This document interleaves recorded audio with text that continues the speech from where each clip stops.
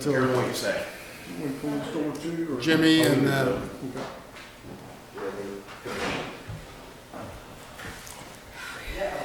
Jimmy there? Yeah, he's just getting food. I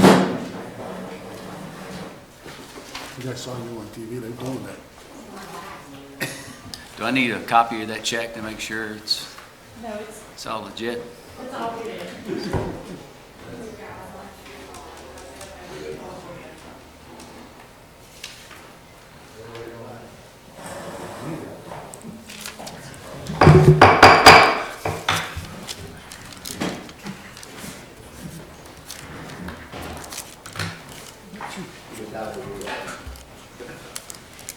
All right, we're going to call to order the our retreat.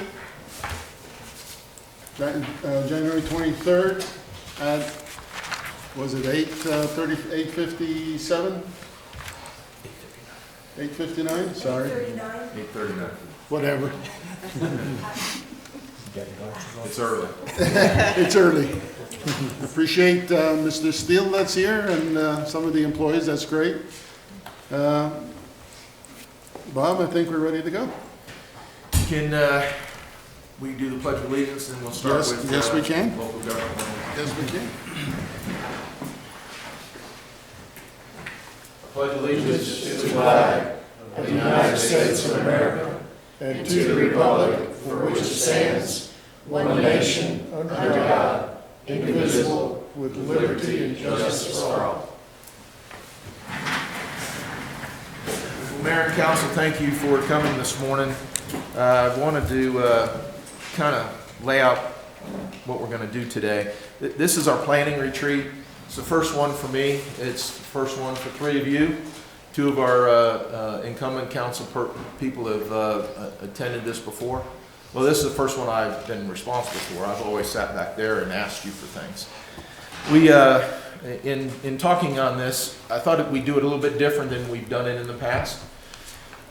What we'd like to hear, we staff, we would like to hear from you, the elected officials and the public, on your priorities for the town, the projects you would like us to take on, what you believe needs to be done in the town in the next budget year. And then instead of staff making presentations to you telling you what we think you should do, we're going to take what you rank as your priorities and we're going to take that back. The staff and I will then develop a budget with options for you to choose from, dollars attached to those. And when we get through the process, you'll approve a budget based on your priorities, and then we'll implement those. As we move forward with the budget process, when we fine tune it, staff will take that as a roadmap for the next year, and we'll implement your desires based on what you've chosen to do with the dollars that we have from the public. I believe that's going to produce a better product at the end of the year, and it'll set us up for the next 2 to 3 years moving forward, because many of our projects I'm sure you're going to talk about today can't be done in a single budget cycle. And it's important from a staff perspective that we know exactly what our roadmap is. Once we have the budget, which is our roadmap, we will implement it. And hopefully then council will see those progress reports and how the budget is being implemented, and you won't find the need to get involved in the day-to-day operations, which is what I'm trying to accomplish. And I'm trying to produce a roadmap, a budget from the legislative branch, and then let us, the staff and the operations folks, make it happen for you. Of course, we want to be held accountable for that. We'll report to you on a regular basis on how that's going. We'll report to you on a regular basis on the challenges that we find as we go through that budget. So you'll be well informed. But what I don't want to have is a shotgun approach or hit or miss as we move through the year. I'd like to plan the next year in budget implementation so that I know what, with somewhat certainty what we'll be doing in early spring, what we'll be doing in the summer, what we'll be doing in the fall, and then of course winter we're spreading salt and pushing snow. That one I've got, so we're just going to go backwards from there, and making snow at the sledding hill. So with that, Chris May, and I'll introduce him in just a minute, he was contacted by the previous manager. and to set up this retreat and facilitate this for us. And he and I have had lengthy discussions on what my vision is, what I'd like today to be. And he's got far more experience than I in putting this type of thing together, so I think you're going to enjoy his outlook. I think you'll hopefully walk away here saying that you spent the day well. And at the end of the day, what we want to do is have that list from you going forward. So with that, I'd like to introduce Mr. Christopher David May, and I'm going to tell you a little bit about him because he is definitely a local person. He went to Leeds-McRae, graduated with an AS, went to Appalachian State, got a BA at App State. That's a fine school, isn't it, Councilman? And then he got a master's at Appalachian State. He served in the military. He's a certified facilitator. His work experience, and this is what I found interesting, I'm not going to go back from his early days, but he was the first town manager of town of Seven Devils, right down the road. That's not all it was. He was the first town manager of the town of Blowing Rock. I think we got a good one today. He comes from the coast. He was on the Cape Fear Council government. He was the executive director there. Guest lecturer in many areas on local government. So I think we've got an expert here that's going to help us go through this process. And I've enjoyed working with Chris, bringing it to you, and I'm excited today to see where he's going to lead us. So I'd ask you to have an open mind, be prepared to have some spirited discussion. At the end of the day, though, I need a list of your priorities that we can create a budget and propose the options to you so that we can get to work. So with that, Chris, you're up. Okay, well, thanks. That's, am I coming through on the mic okay over there? Okay, I do tend to be a little bit loud. The military experience, I had 40 years in the Coast Guard Reserve. So I've oftentimes ended up as the senior reserve officer for the state, and always had to talk without a microphone whenever the boat was running and everything else, so I learned how to bellow. So if I get too loud, tone me down a little bit. You won't get too loud. Okay, good. Well, I've got, my ears have, people talk quieter than they used to, I've noticed. Now that I'm 67, they just talk, I can't quite hear them as well as I used to. And it couldn't be my ears. So anyhow, I do come from a long background from 1977 until present, working with local governments. And I thoroughly enjoyed my role down at the Council of Governments in Wilmington. I had 44 local governments, and I had an opportunity to interact with every one of them. In fact, the mayor of Southport just called, and they are needing an interim manager. And I had a weak moment and said, yes, I'm going to be going down there for 3 months and helping them out. So that's it never ends when you're in local government. You continue to do. And also, the town of Lake Waccamaw wants to do their retreat the 1st of March. I don't know how I can do Southport and that too, but we'll do them. I enjoyed retreats as much as anything because you get to know in a family setting the council, and you get to hear what their concerns are. The only problem I ran into, a lot of the concerns were so similar. After about the middle of retreat season, after about 10 or 15 of these, I started wondering, have I already asked that question? Seemed like I was just talking about this, and so but this will be my first one this year, so I won't have to worry about that. I like to start with the beginning. Local government is a specific creature, and I know that you've been to the School of Government class. I think that is an outstanding class, but it's like drinking from a fire hose. It comes at you hard and quick, and they give you this huge book to take home, and you can't learn it all in one sitting. And after almost 40 years of doing this, I haven't begun to learn it all. But I do know there's some basics that we need to know. In North Carolina, we have towns, not townships. At Seven Devils, they did the sign there for our first sign, said the township of Seven Devils, and I laugh, that's a taxing district, that's not what we are, but that's what it was called where they were from, and so we are towns. Do you know how many constitutionally organized local governments there are in North Carolina? Anybody know? You can take a guess. There's 100, exactly 100. You know why? Because only counties are constitutionally organized. Everybody else derives their authority from the General Assembly. So you can't dissolve a county. It's constitutional. It has to be there. And it's primarily there to be the sheriff's department and the courts. That's how it was set up. Local government's a creature of the General Assembly. And the General Assembly has full authority over our charter as a local government. So we exist or don't exist at their whim, so to speak. And of course, there's political controls and such as that. But if, in reality, if they wanted to dissolve the city of Charlotte tomorrow, they could. Every single law that we have is derived from the authority that comes down from the General Assembly. And they used to say, long live the General Assembly. It giveth and it taketh away. So anyhow, the state derives its authority from the Fed. Local government derives its authority from the state. Now, there are three main things that the local government can use to regulate. There's the charter, one of the most important things to look at. And then there's your ordinances, and then there's policies that you come up with, administrative policies. Real important to look at the charter, because a charter might tell you that you can do more or less than the General Assembly has given you authority to do through the general statutes.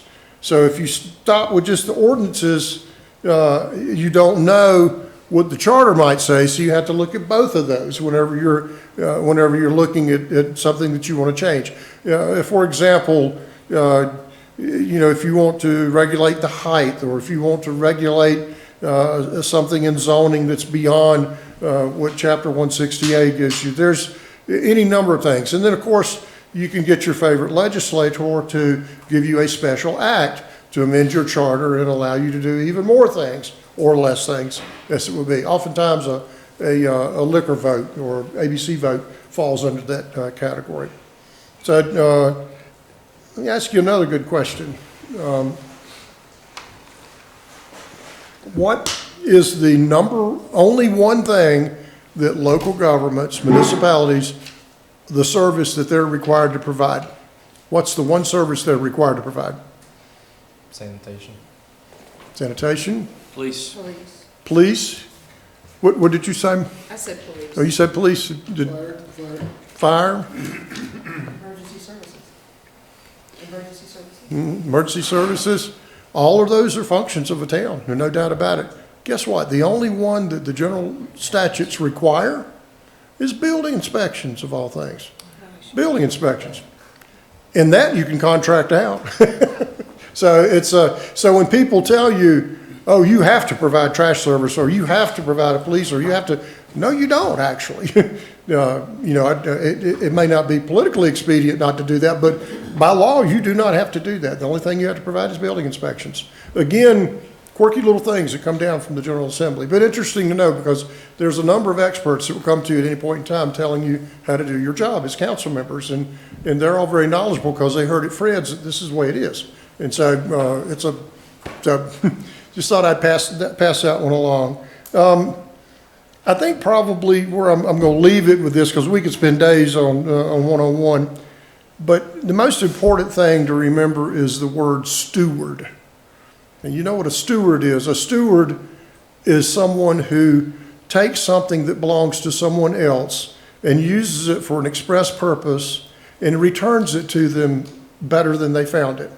That's a steward. We're stewards of the local trust, of the citizens' trust, the public trust. We're servant leaders, you might call it. But we don't own it. And at no point in time ever is it ours. There's those of you who are directly hired by the citizens, and then there's the rest of us out here that are just the hired help from you. But there's only 5 decision makers. And so you don't have people making decisions that have not been elected by the citizens. And that's important because the citizens who are at the top of the flow chart need to have the ability to replace someone if they're not doing their bidding. And that's why we have elections. It's a wonderful system. And so the town staff does whatever they're told by direction of the council through the manager. And the council does what they're told by direction of the citizens via elections. So that's real important to keep that in mind. And knowing that as you go forward, you know, it's real easy to start thinking that you have ownership in it, and these people that are complaining about this and the other, they don't understand, they don't know, and you don't want to pay any attention to them because it's yours. Don't ever get caught up in thinking that, because they'll remind you when an election comes that it is not yours. And so it's important for us to be stewards and to be receptive to the public. Are there any questions about local government that maybe were raised at the school of government meeting, or that you've heard somewhere, or can a town do this, or can a town do that? Any questions that you have? If you think of some as we're going, I'd be more than happy to go. I taught at Appalachian in the public administration program, and I was also a guest lecturer down at UNCW, helped start both of their MPA programs. You know, so I've learned a lot over the years, and I've forgot a lot, but I want to try to help you any way that I can. And whenever I leave today, I'm leaving my phone number. If you need to call and ask a question, I don't mind. It doesn't cost a thing. Just call. I'll always be a council of governments director in my mind, so just feel free to call. Okay, I guess then we're ready to move to the next step, which is reviewing the goals from last year. We can do that. Oh, wait a minute, I'm sorry. You know what? I skipped number 5. Let's do that one first. How are we gonna work? Yeah, I'll do that one. Okay, this is a fun exercise. Now, we pick on the mayor first. And then we pick on the council, and then we pick on the manager.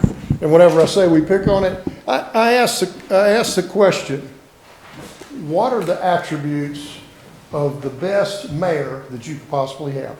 What would be something that you would expect a mayor to be? Be thinking about that. Am I still picking up on the mic? Okay, good.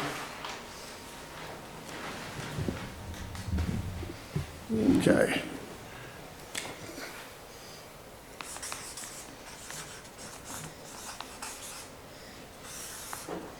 Okay, list some attributes of a good mayor.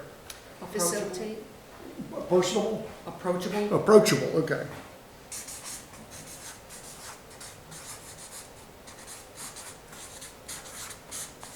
And if I'm not able to spell something, it's no reflection on the fine institution that I attended. It's just, I can't spell sometimes. And why is approachable good? Why is that important? because your constituents need to know that they feel comfortable enough to be able to have a conversation, depending on the need or the want or the desire, Exactly. or the way the town is moving or expectations. They're the appointed representative, you know, I mean, and if you're gonna represent someone, you need to be approachable so they can ask you to represent them.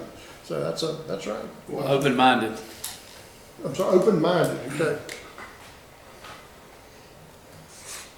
And receptive to change.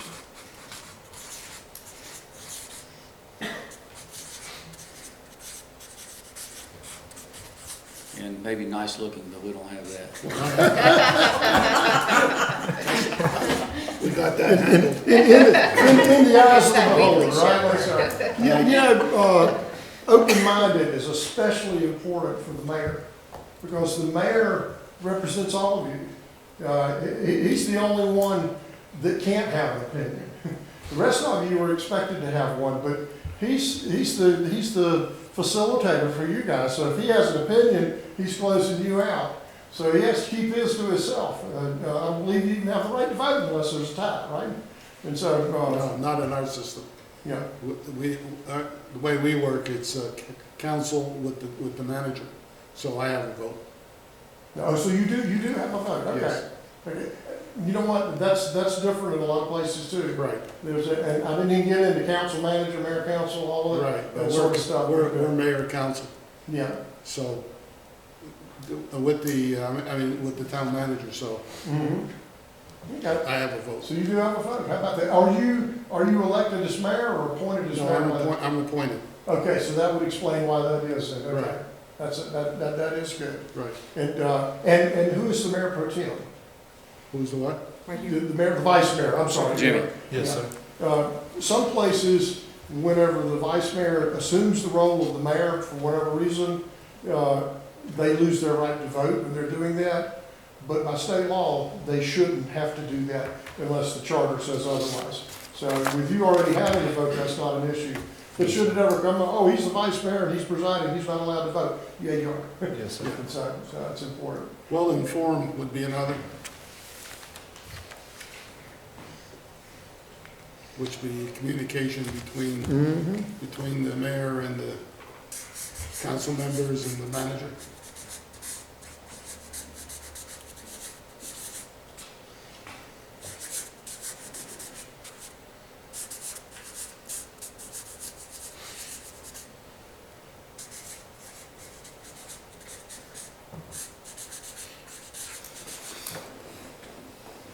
Okay, well-informed communications between council and manager. Objective. Objective, okay.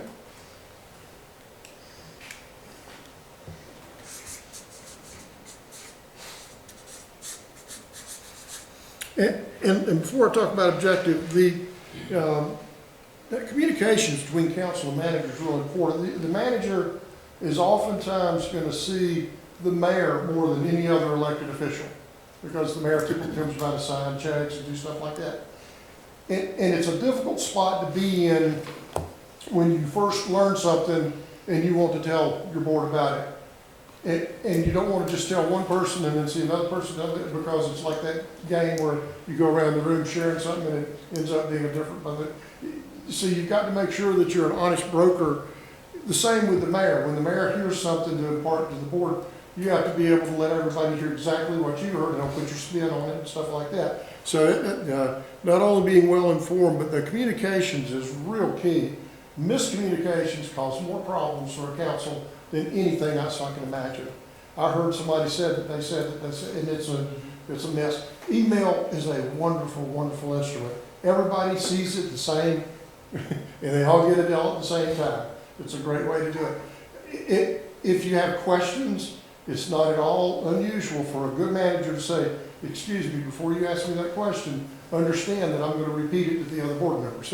We're not doing things in a secret here, so we want to be open with each other. So the mayor, just like the manager, has to make sure that they're an honest broker. Hard to do sometimes, because you've got so many other things going on, in the middle of fires being put out, he's trying to remember, but the mayor's a tough job, and awesome that you accepted it. Objective, that sort of goes to flow with that. That's don't try to always put your spin on stuff, either what you hear about it or think about it. Try to be open-minded and think about it. So, it's always said that you got 2 ears in one mouth, so you're supposed to listen twice as much as you talk. So you need to be objective. Another one. Ambition. Ambitious. Okay. Yes, sir. I'm gonna let you explain that one. Like maintaining a standard. You don't want to be a placeholder. You want to make sure the town goes forward.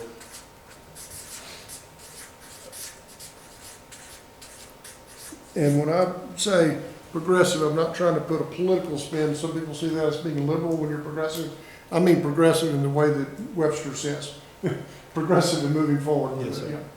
So, I think that's what I understand now by ambitious. You don't want somebody just to do nothing. So, how about visionary? Confident enough to listen to other people, but then to also voice, use your voice to be able to do that communication with other people. Yeah, I like that. That ties in with the objective, but I like that.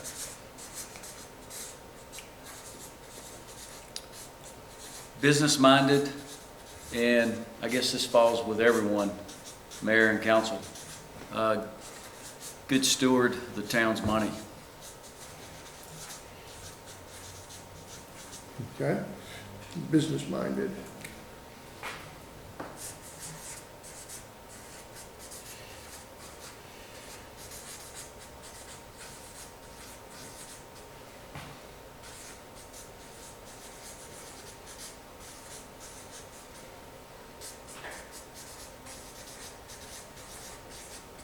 Did I catch it all? Business-minded, steward of finances, town finances? Yes, sir. Yeah, we'll put that. Okay. Another one. I got plenty of paper, so I'm not gonna be at the bottom. I mentioned something about visionary. Is that a trait that you think? Yeah, because that kind of goes with the ambitious. Ambitious. Yeah.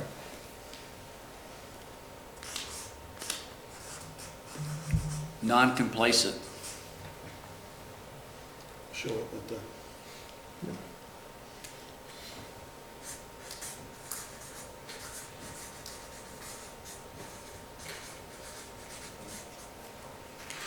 Let me tack this one up right quick.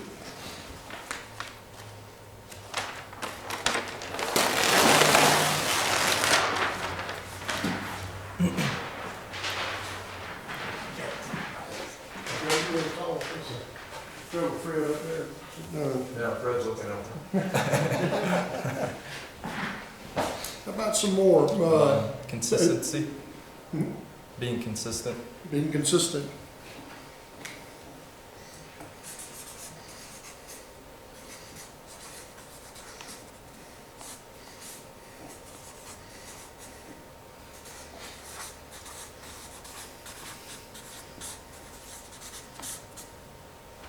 Okay.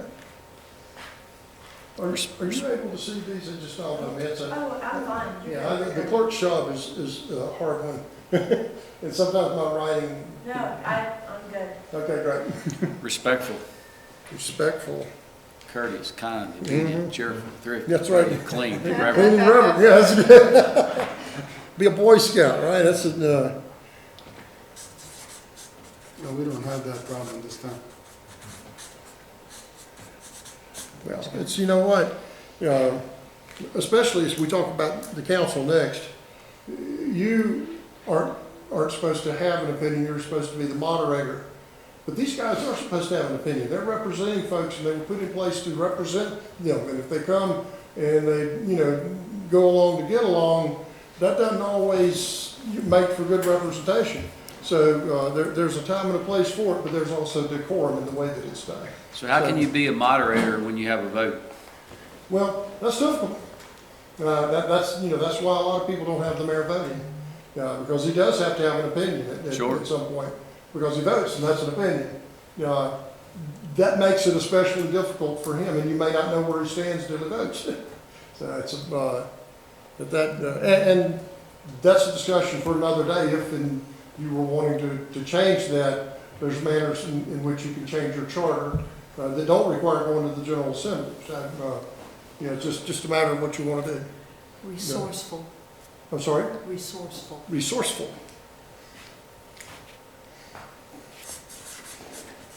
Because a mayor would be someone that would be seasoned on the council Mm-hmm. and hopefully have some background knowledge of Yeah. different areas of direction to go to guide. That's real important, especially, it's easy to get trapped up here on the mountain and not be plugged into what's going on with the rest of the county, and the commissioners decide to do something without asking you first, or, imagine that.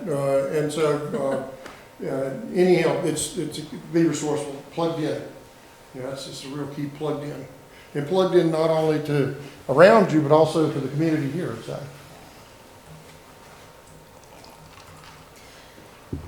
Would be a community advocate. Very good. Should be the biggest champion the town has. Right. As well as a business advocate. Mm-hmm.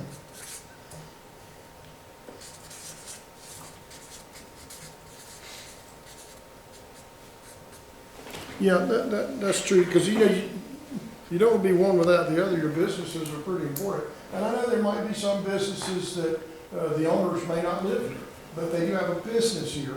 And because of that, they're providing a service in town, and so that should be listened to. So it's important to advocate between all. The beach towns that I serve, most of the businesses over there, the people didn't live there. They couldn't afford a $2 million house and try to keep up rent on a business too. But they were a huge part of the community. Might be the only grocery store, or might be the gas station or something like that. So, okay. Another one. The marketing voice of the town. which would probably go under community advocates.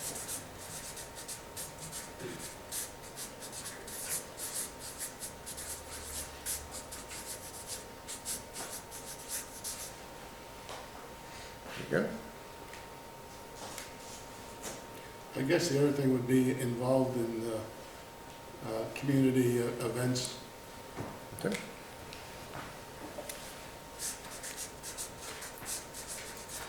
Seems like there'd be a correlation between the mayor and the council. A lot of these would overlap.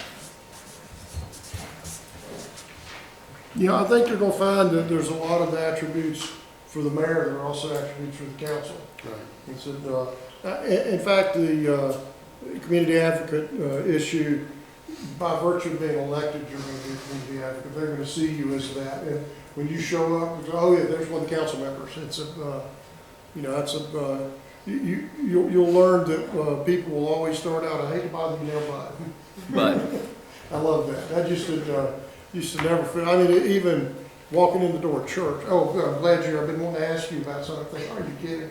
We're getting ready to go to worship service here. Up on Grandfather Mountain with my family. Oh, okay, I'm glad I saw you. I need to ask you. Part of the deal. So, one word that always comes up in all the retreats is integrity. And most everybody would readily agree about integrity. Integrity means that you mean what you say and you do what you say. Now, a pickpocket who tells you that he's a thief and you turn around and he steals your wallet, he's got integrity because he said he was going to do that and he did what he said. So we need to always put honesty and integrity whenever we put those together. So it's about, but it is true that integrity means you do what you say you're going to do. And that's an attribute that everyone should have throughout the organization.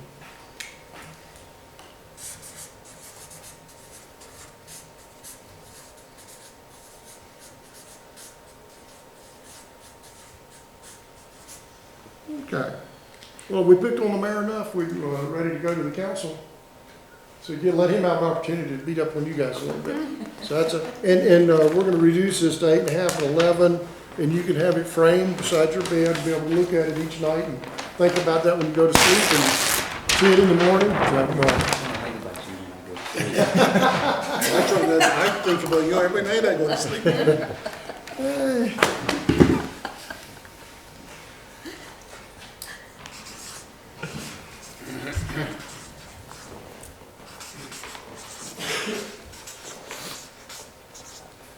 Okay, so council members, and I can put down most same.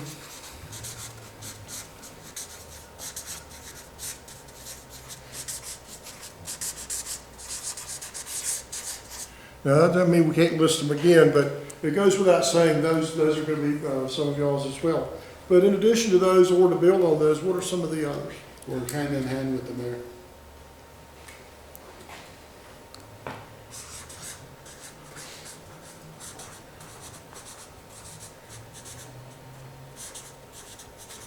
And the town manager.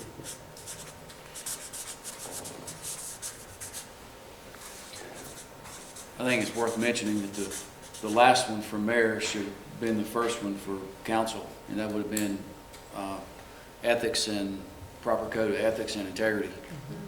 Okay. It's worth mentioning again. Mm-hmm.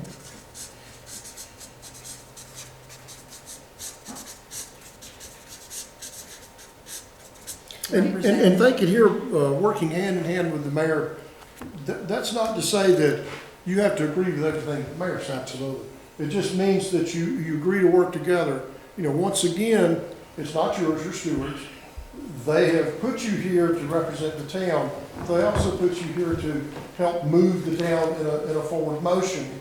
And if you're at an impasse because you can't even agree on the time of day, you're not doing anything to anybody's good. In fact, you're making a mockery of the whole situation, and you become the best show in town, and you don't want to do that. And so there's always a time and a place for going out back and have a private conversation.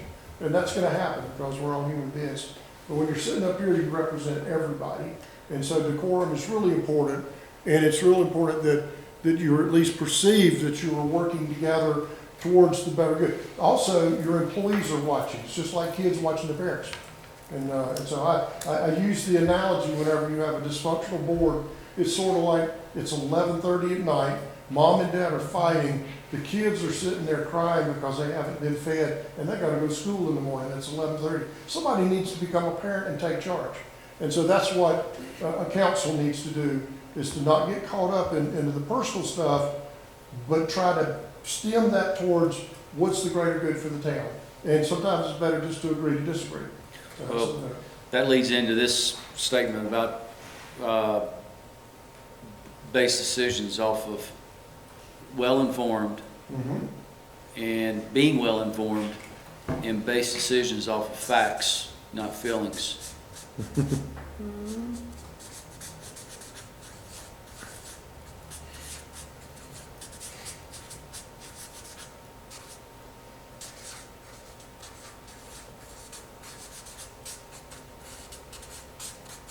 That's exactly right, because it used to really bother me.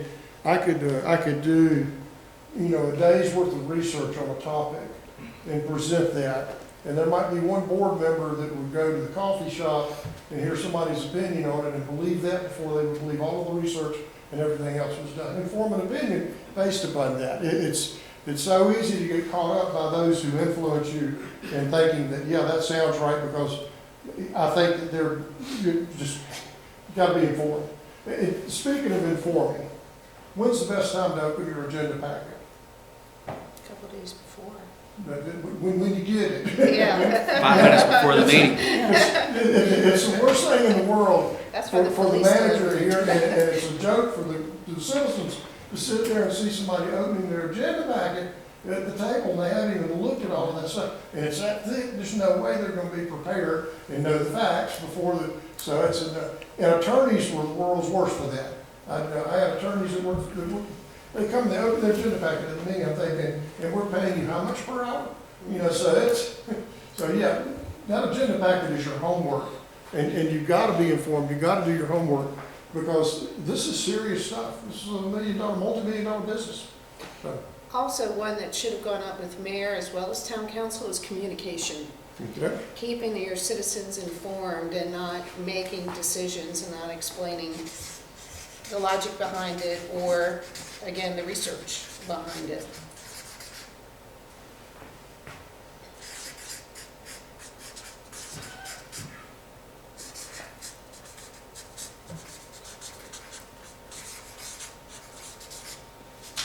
I'm gonna insert into that open-minded too, because whenever you're communicating, you have to stay open-minded to hear what all it is that they're saying.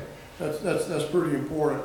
An old public works director was coaching me a little bit as I was a young manager, because I was gonna please everybody. And I tell you, if you try to please everybody, you make everybody mad. Right. And at the very least, you look two-faced, because you can't please everybody. If two people disagree and you're agreeing with them, you're lying about one or the other. And he said, son, the best thing you can do is learn how to say, I don't know. Let me check into this and get back with you. You don't always have to give an answer. There's no law says that you've got to give an answer right then. And it's a big mistake that a lot of people make. They want to be super counsel or super manager or super department head and always have an answer. But sometimes it's better to think it through a little bit. Just a little tidbit. Being able to accept when you're wrong and learn from it. Second, I'm sorry. Being able to accept when you're wrong and learn from it. Okay. I think accept a loss, or did you say accept? Wrong. When you're wrong or incorrect. Oh, you're wrong. Okay, Yeah, okay. like you don't hold it yeah. personally against Gotcha. somebody, you just learn from it. Build on mistakes. Yeah, that's actually better probably.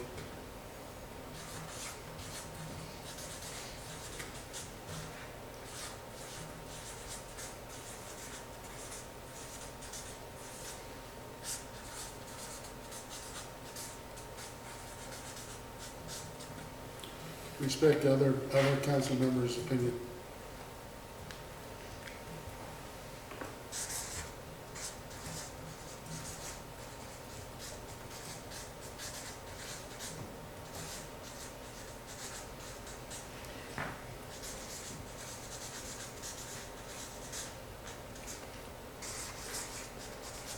representative, and servant leader. Yep.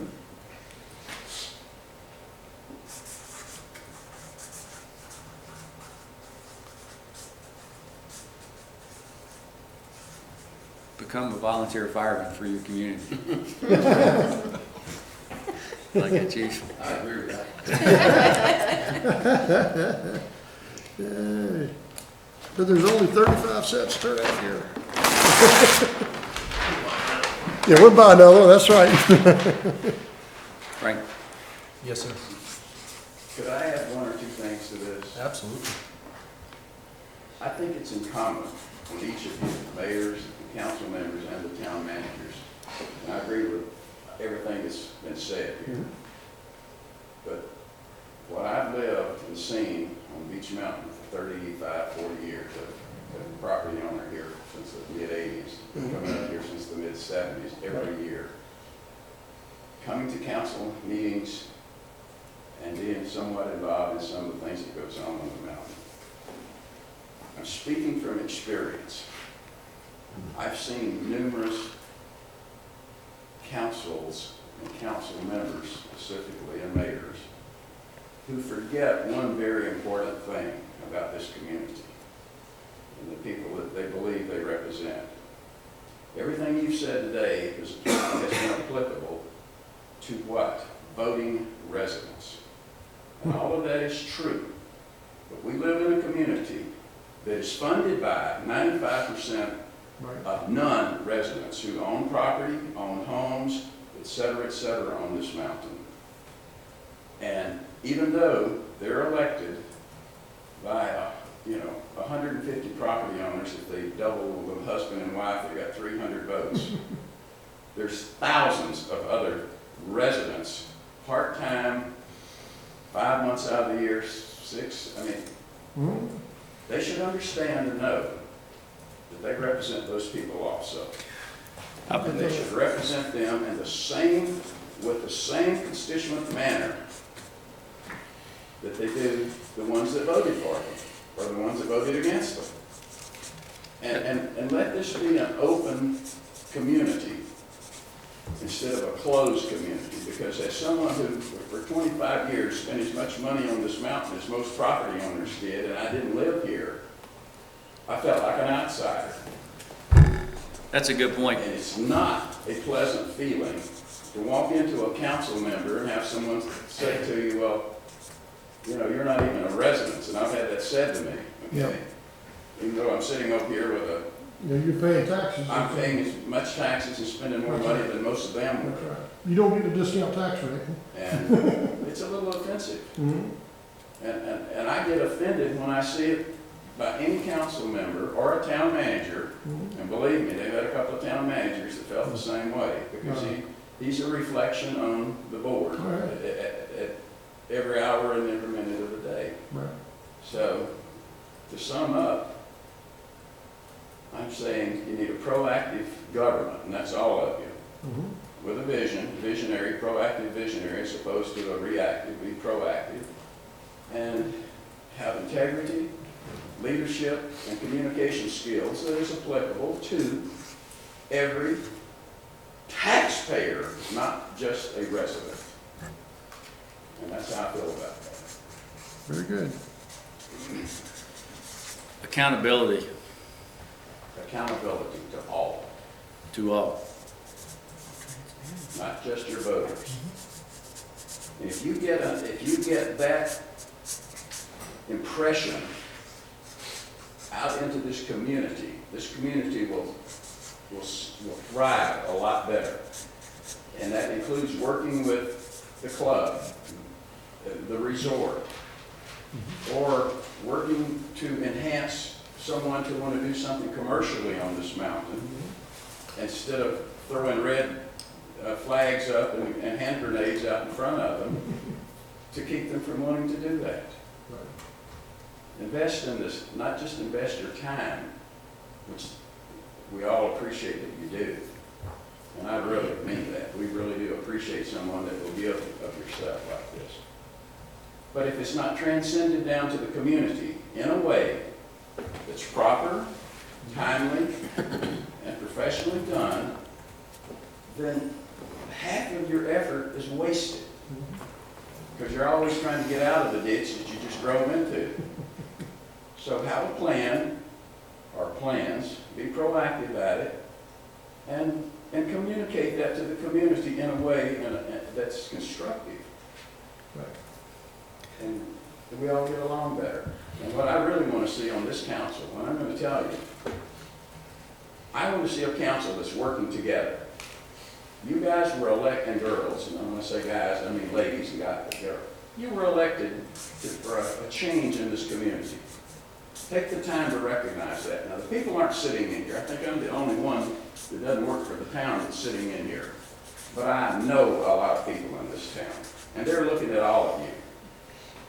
They're looking at all of you to make a change so that the outside world that don't live on this mountain, those that are 20 miles, 30 miles around, though, that have businesses, and the people, they talk. This town needs a little bit better reputation for community involvement instead of personality conflicts and clashes that we see almost in every meeting. And we're tired of it. And I'm preaching, and I don't mean to be, but and I didn't know this was going to be going on here today. I'm glad it is, because it gives me an opportunity to say this. Listen to what this guy's telling you. Because I'm telling you, everything that's been written on there, and most all that came from you guys, do something other than say it. Words are easy, but words have consequences and meanings depending on how they're interpreted. The BS walks after a while. Either get your acts together and work together and let us feel like that you're up here for our benefit, not your own personals. Because if you don't, you ain't going to be sitting on this board very long. Because people are going to see this. And I'm an old man. I want to die on this mountain. I can die anywhere in America. I can live anywhere in America that I want to live. Anywhere. Hollywood, California, or Cape Cod. I chose to live on this mountain because I love it. I'm a country boy. And I lived in Boca Raton for 45 years, multi-million-dollar homes all around me.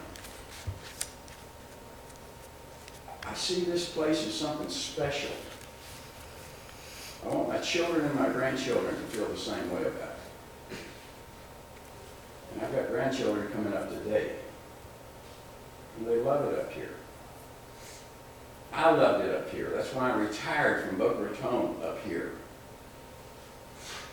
And I feel like I've been in a knife fight for 6 or 7 years. I've been up here.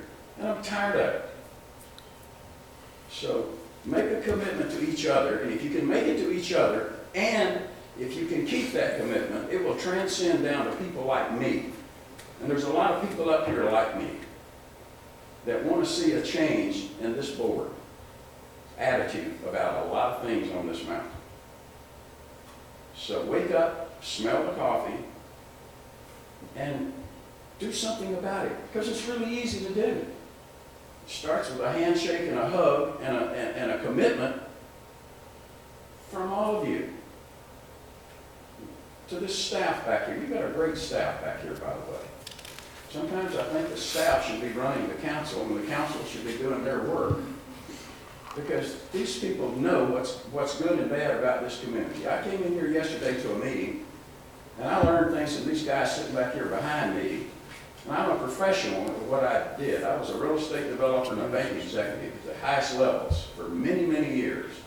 And I learned something from these guys sitting right here that turned a curve on something that we were dealing with Shane Park yesterday. So get them involved. Listen to their opinions, because they know more about some of this stuff than you do, than you will ever know about it, than I will ever know about it. And it's time for proper communications and leadership to step forward. And you'll see the result of it. I promise you will. And that's all I've got to say. I want to add something to what you said, Frank. It wasn't that long ago when we were out and someone asked a question to someone, and their response was, "Are you a voting resident on Beach Mountain?" I've had that asked to me. And when I heard that, I'm like, "Oh my gosh, this is I've had insulting." that asked to me. And they said, "What difference does it make?" And Yeah. they didn't use those words. And it was, you know, I mean, everyone's voice up here should be heard. I mean, everyone's voice should be heard. In short, the non-voters have been treated with disrespect for a long time by the councils in this community.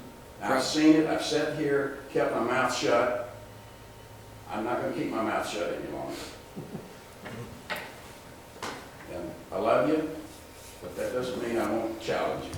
That's why we need to have the transparency and everything open, because it is such a unique community that It way. is. And if we can change and shift the thought process and paradigm of our seasonal residents and make them feel welcome and open and include them between communication and the direction that we want to move, just think how powerful that would be. It's something, I heard Sandy Carr or something about the 40th anniversary. I love it. I've never seen anything, welcome back summer residents. Well, I've traveled to a lot of places. I've been all over the world. Big sense. Welcome back, welcome, you know. You come up here, you show up in the summertime, you spend tens of thousands of dollars. It goes into the coffers and communities in here. There's no welcome sign, welcome back, summer residents. Just little things make a big difference in how people see and feel about a community. And it's hard to make a U-turn going off a mountain down through here. It really is. You're fighting the streets. And if you don't do this incrementally and gradually and understand that you're traveling down a path right now, it's going to be hard to reverse. It's no different than the water issues we're trying to deal with. It's a major issue that you've got to find some answers to. But it seems like the can gets kicked down the road on real important things. And at the end of the day, the people who have the most interest in this community, which is the other 95% that don't live here, are the ones that takes the brunt of it. And they have no say in it. So do something right. This is the beginning. You're at the beginning of your tenure here. The chief over here, in my opinion, I've been living up here 8 years right now, permanent. He's the best thing that's happened to this community in years, not just in weeks. And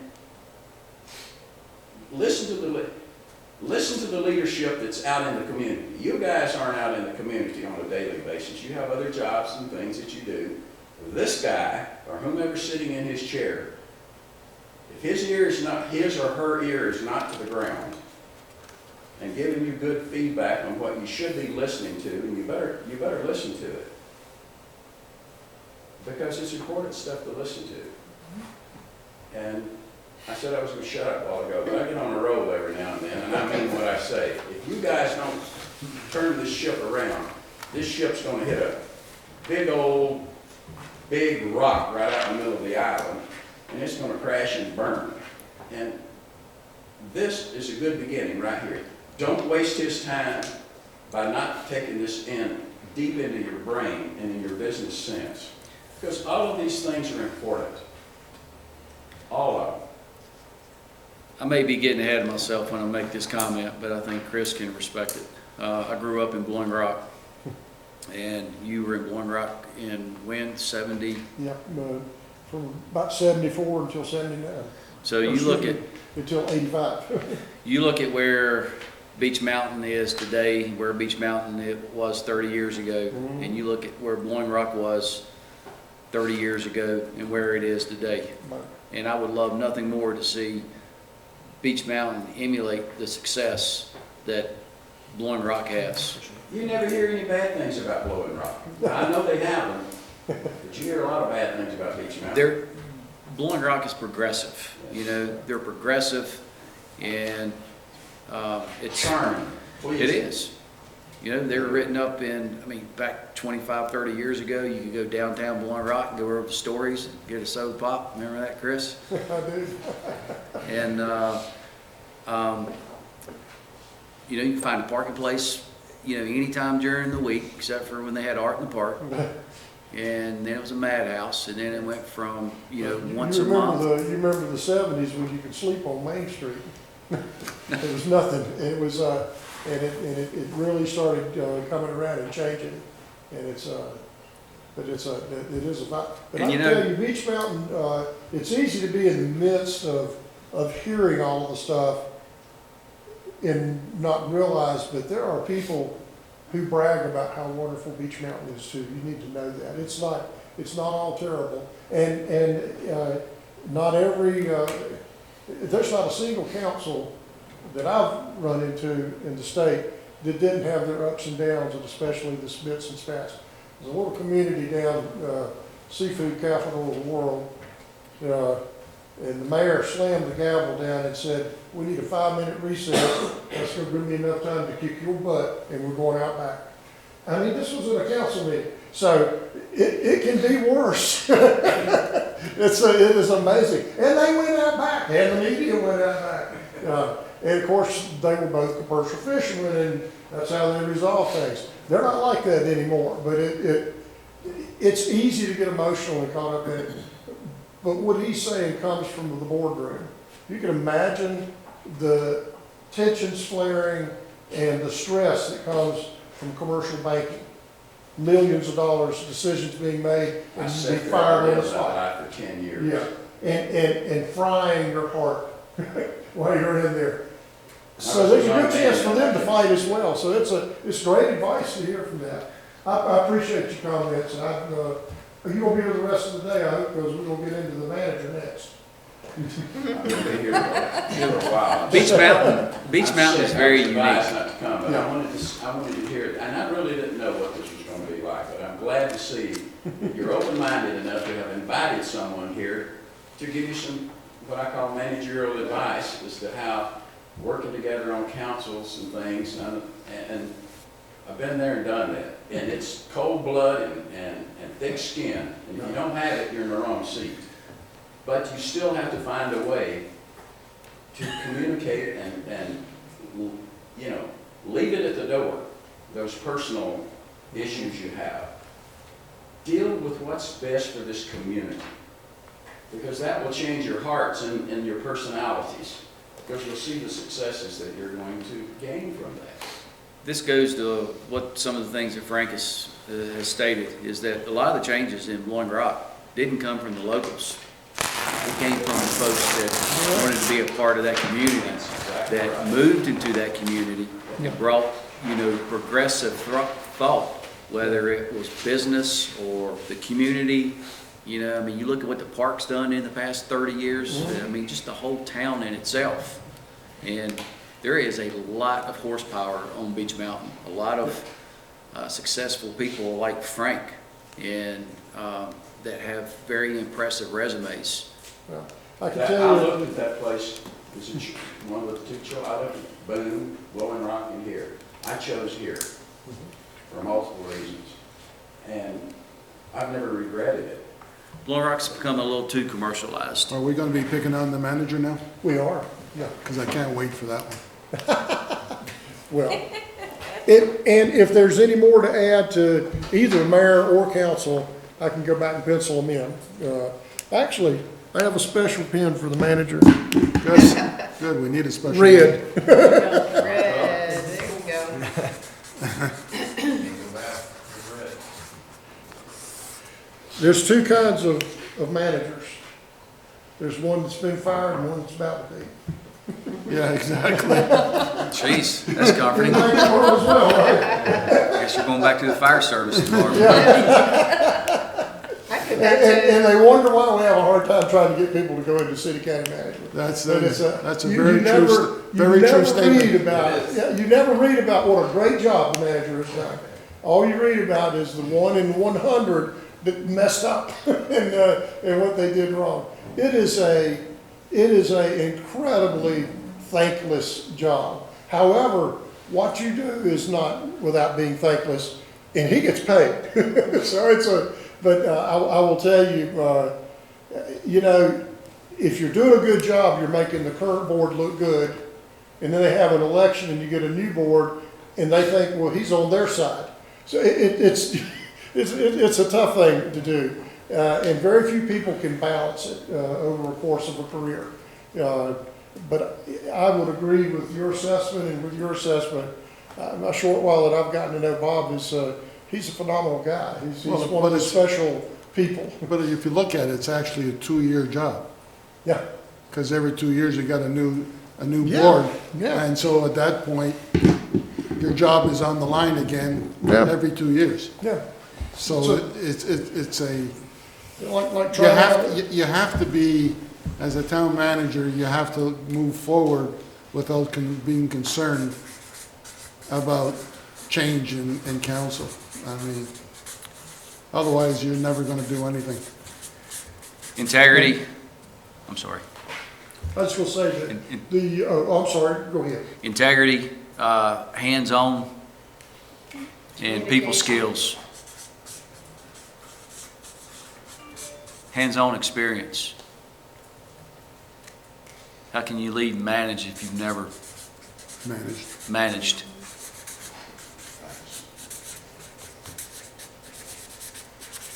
And, you know, And sometimes But- resumes are fluffed and yeah. and That's are right. inflated. And it's not always what, I will say that there used to be a greater tendency, but there was this tendency to think if someone was a military officer, they would make a great town manager.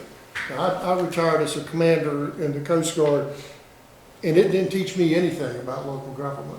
It taught me a lot about management, but management, whenever you're a commander, is they do what you say or they go to the brig, so it's not the same as being a town manager.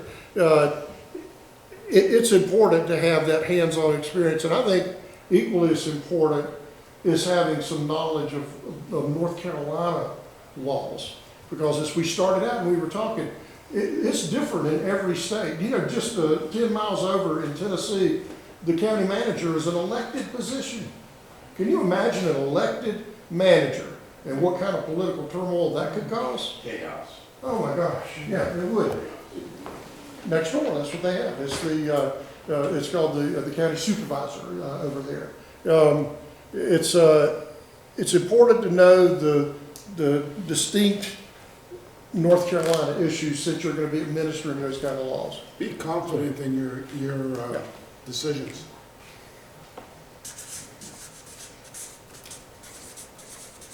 You need to recognize that he's the town's CEO. He is your CEO. That's correct. Yeah. That's right. Excellent It's communication. a perfect analogy that we always use is there's the chairman, there's the board of directors, and there's the president. Right. And that's, and here's the stockholders.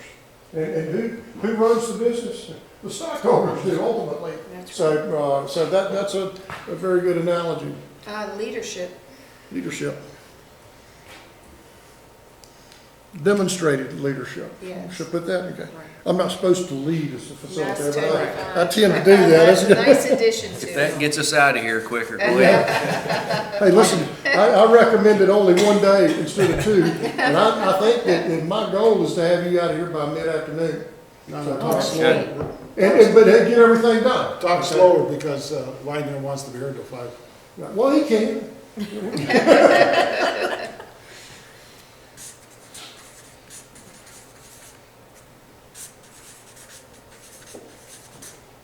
Excellent communicator. Isn't that true? I tell you,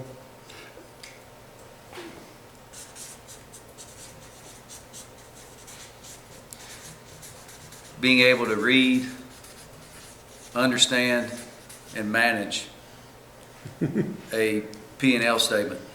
You need a commanding presence. Understanding,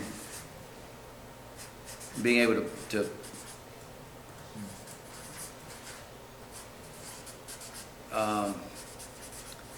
Relationship something with builder. a budget. What am I trying to, being able to Well, you said it. understand the annual audit, that's a pretty hard one itself. To be able to understand the financial statement. Yeah, I mean, there's a lot of people can read it and don't have a clue what it says. Entrusted. trusted, that's good. And you know, you don't need to have a CPA be your manager. But it's important for them to at least understand, what each column on the balance means, and they understand the bottom line. It is $1 million business, and you do have the CEO at the helm, and Respect of his employees. have the respect of the employees, or earn. Or earn his respect. There you go, earned respect.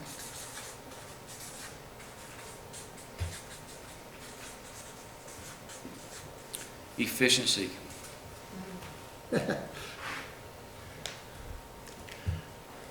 Bob, you sure you wanted to jump? That list is pretty much longer than me. I like the efficiency because it's in the eyes of the beholder.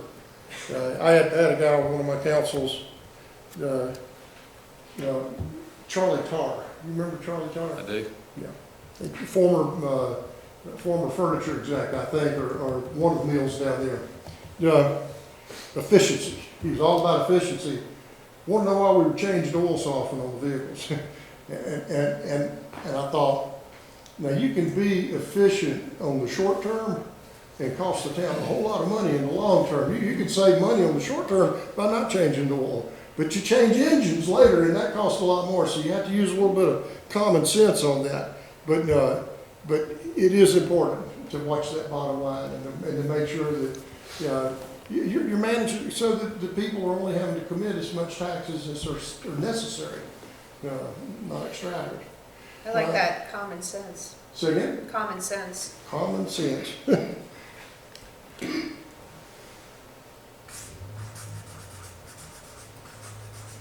Problem solver.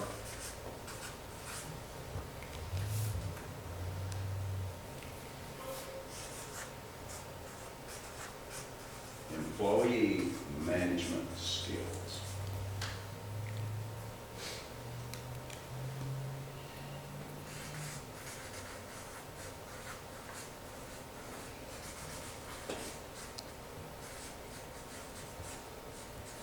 Got another little war story talking about management skills. We had some boys from the Globe that worked for us on the town crew at Bowling Rock. Their last name was Rich. And they weren't rich in a lot of respects. Couldn't read or write, all three of them. They could take an engine apart and put it back together. They could figure out the board feet. They could figure out the amount of pipe that's needed. They could fix pretty much anything. But they couldn't read and write. They owned their own house that they built themselves with their own hands. They put together cars from parts. And bottom line is, we had to ask them every 3 or 4 months if they would please take their oldest check out of the jar and go cash it. Because they didn't need money. They grew their own food. They're totally self-sufficient. So, learning how to deal with people like that, it's different from other employees. They have a lot of pride. So, It's funny you said that. I went through the Globe about 2 weeks ago, and it hadn't changed much. It's very little. yeah. It's something. All right, now that we killed the manager, Well, we got some more for him, right?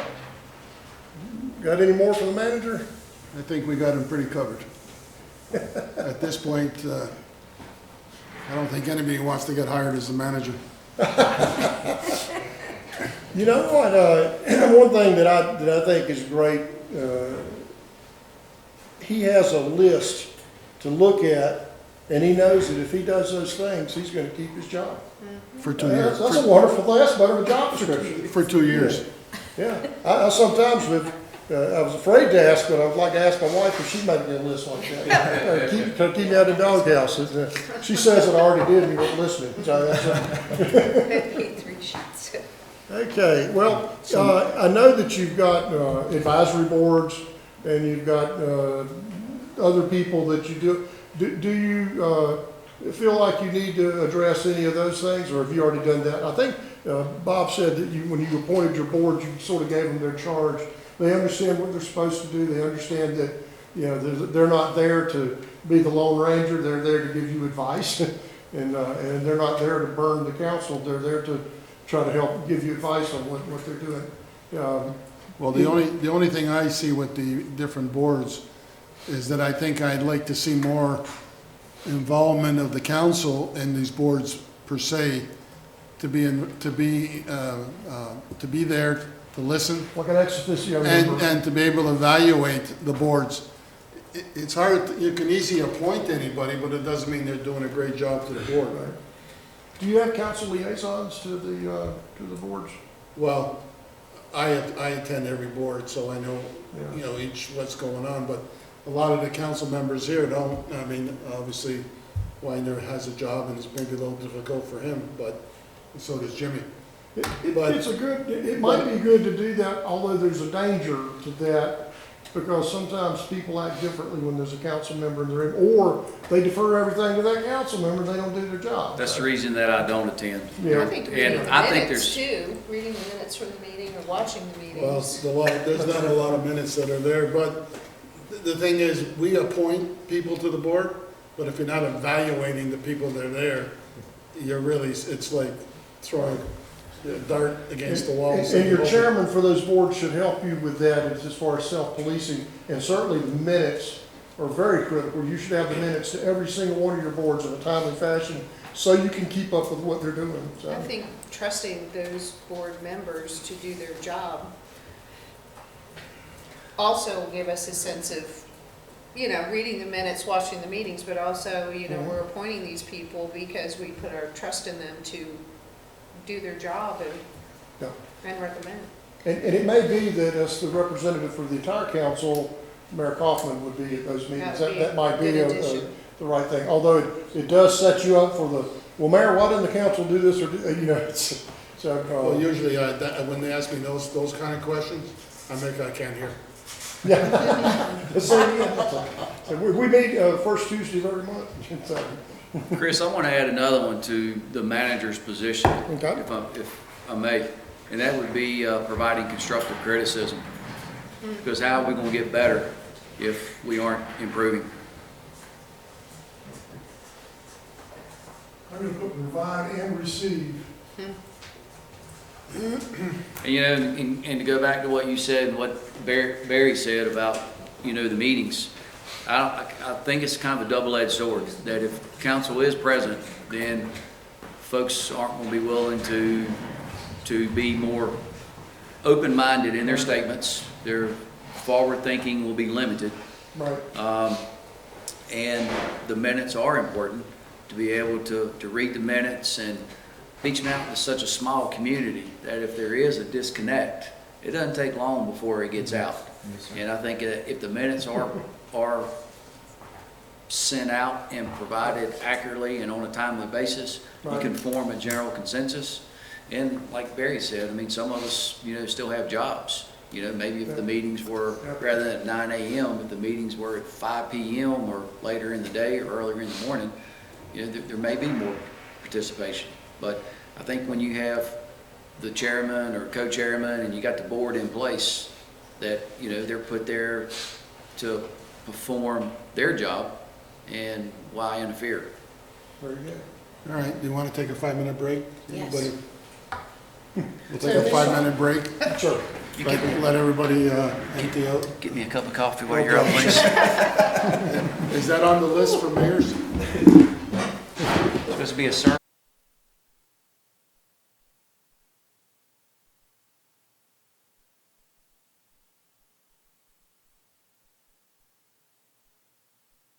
One point that's applicable to council and mayor, and that has to do with the voting process, and then followed up with executive sessions.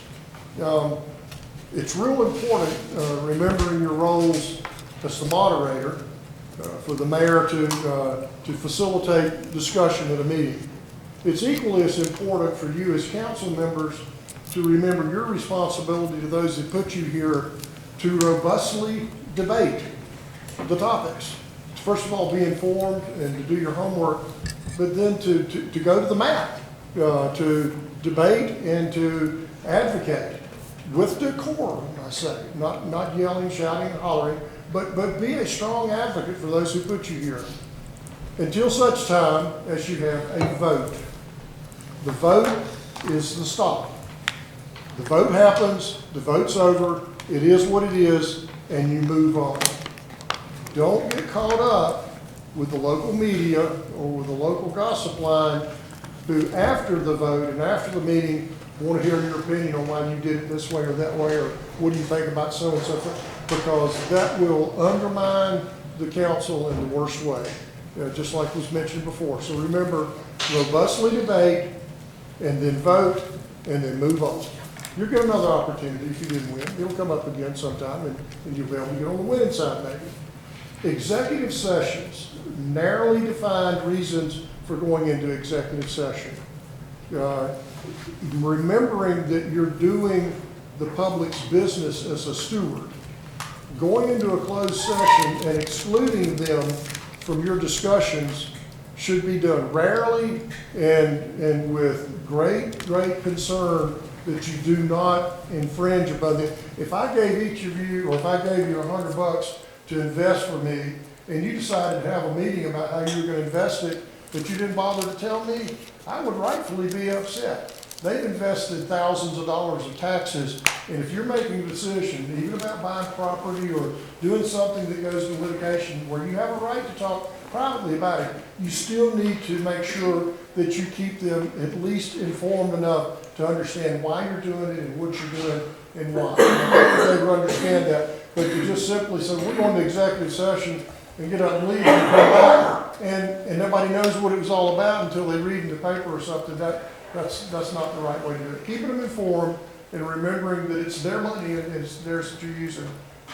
Those are my last two key points that over the years I've seen some problems councils got into for doing that. You're a new council, a new group, a new day, and I think we're going to see a lot of great things up here. That's all I have for the roles on the council. We're going to get into the bucket list, I call it, where what you want to achieve while you're in office. What were some of your goals from last year? Did you get those done? Where are you at on them? And Bob's going to go over those with you. And then from there, we've got a list of some issues that citizens presented, which I think it's good to include those in there as well. And then once you've received all of those, then we're going to go through, and I'm going to do an exercise where I ask you, first of all, to write down the 5 most important things that you want to see done while you're in office. And they could be for perpetuity, or it could be for 1 year, or for whatever. But write that down, because then I'm going to go to each of you, and we're going to list your 5 up here.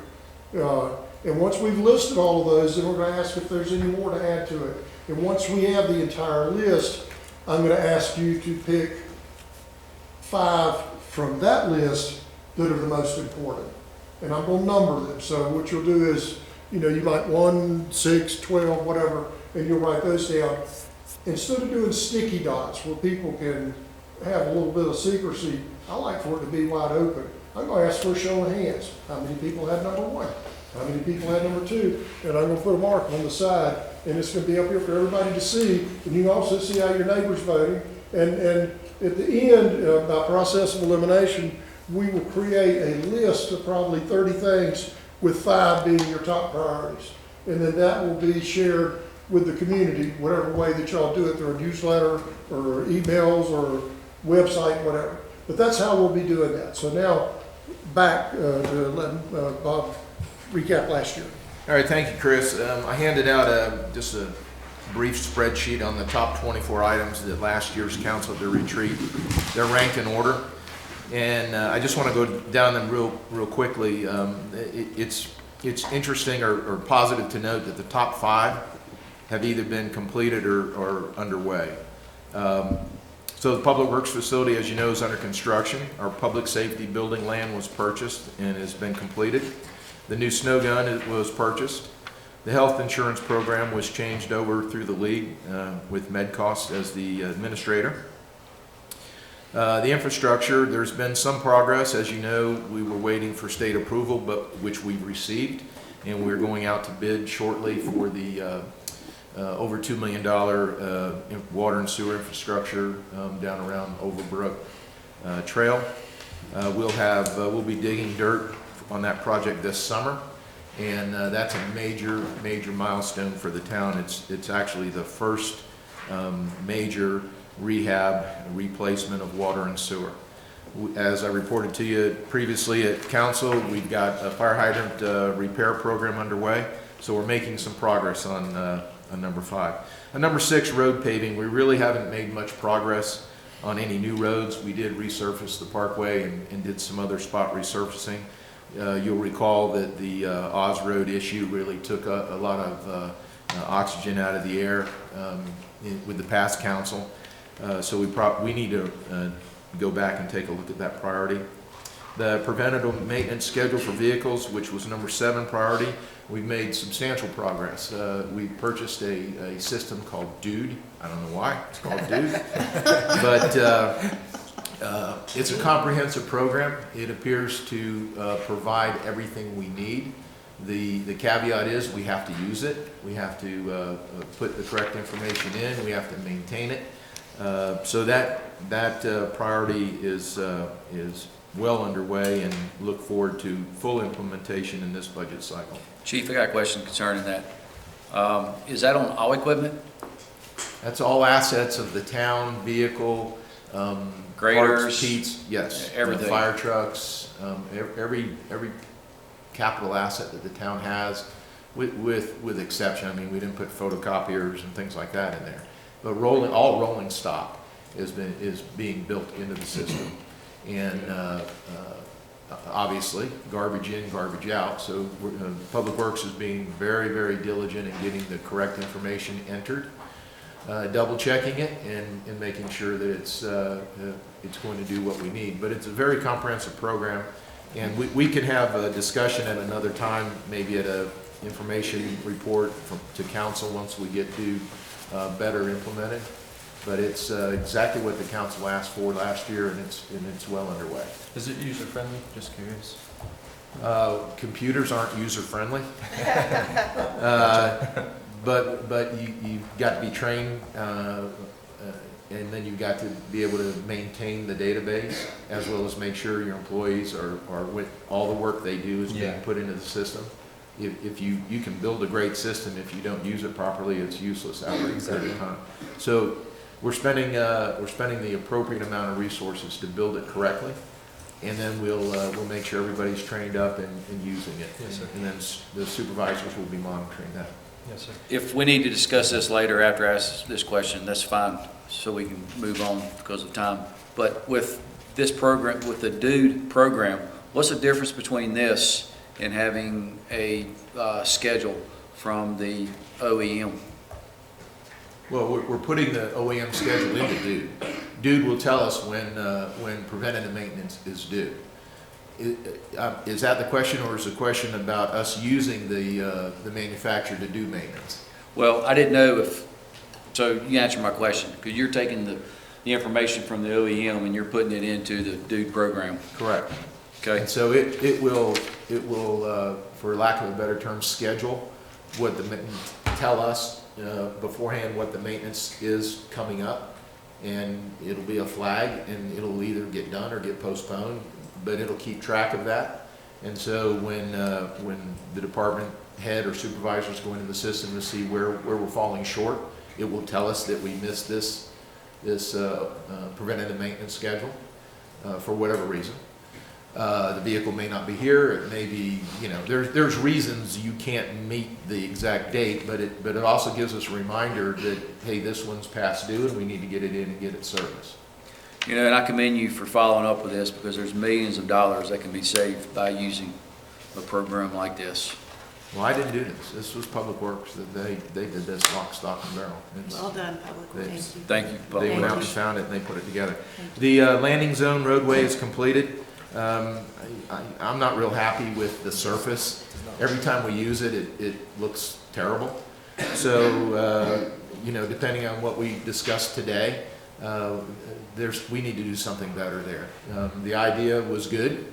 It just hasn't worked out. We can't get the grass to grow and be tough enough every time we park cars It's a mud path, and then it takes weeks, now it's taking months for it to recover, so.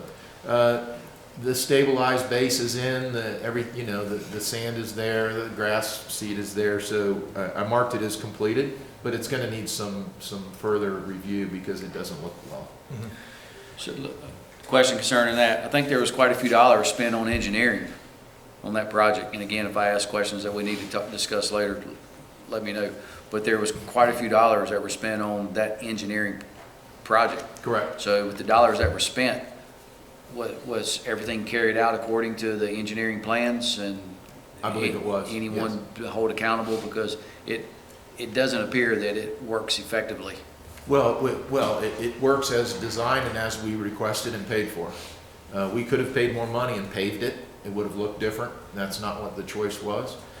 We could have paid more money and put paver blocks in. That was an option. We chose not to for financial reasons. The engineer designed and the contractor built exactly what the town purchased. And the thought at the time was that the grass surface would grow in and we would be able to use it infrequently. Remember, this was for a landing zone, which was, I reported to the council at the time that it may be 2 or 3 a year that are used down there.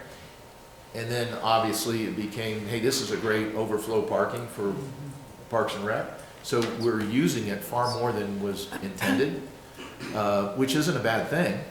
But to answer your question, we purchased and it was built exactly to plans, and this is what the town asked for.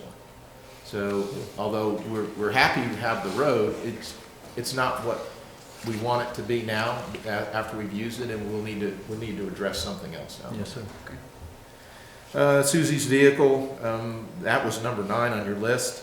That's been partially completed. She has a town pickup truck with a water tank during the summer when she waters all the plants.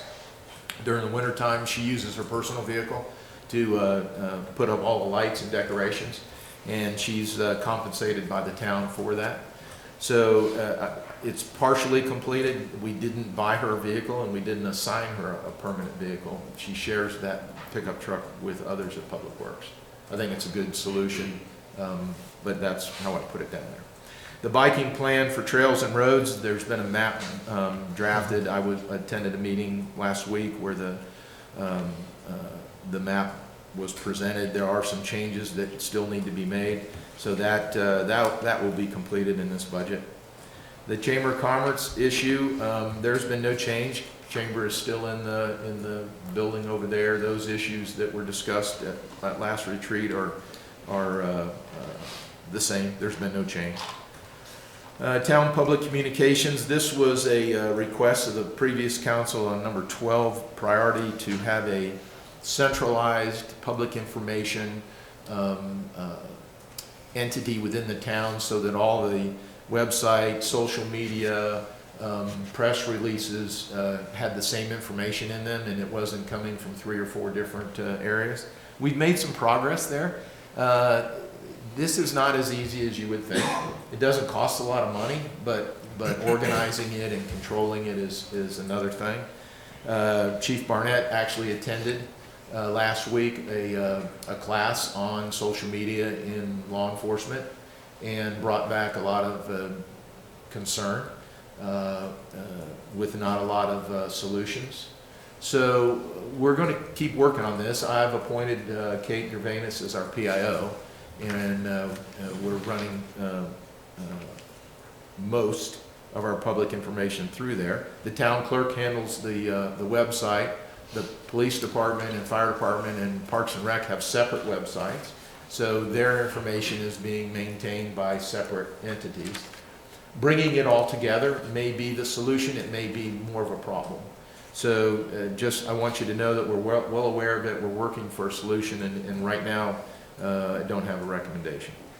The electronic sign number 13 is completed. It's purchased and is currently housed in the fire station.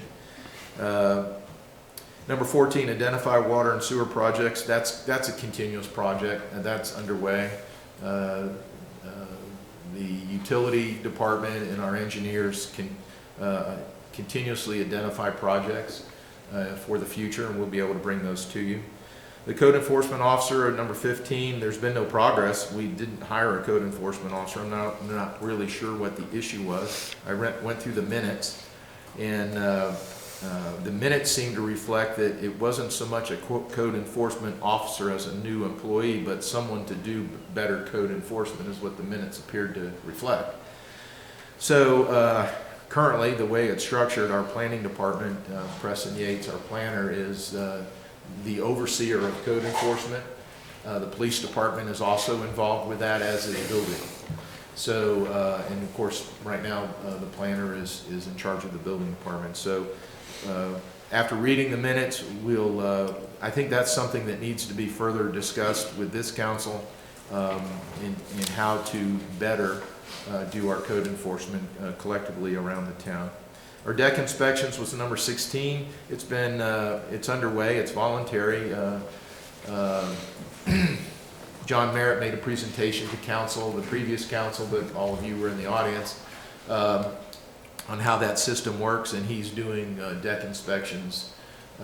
Because it's private property in North Carolina, the town doesn't have the legal ability to knock on your house and tell you we're going to inspect your deck.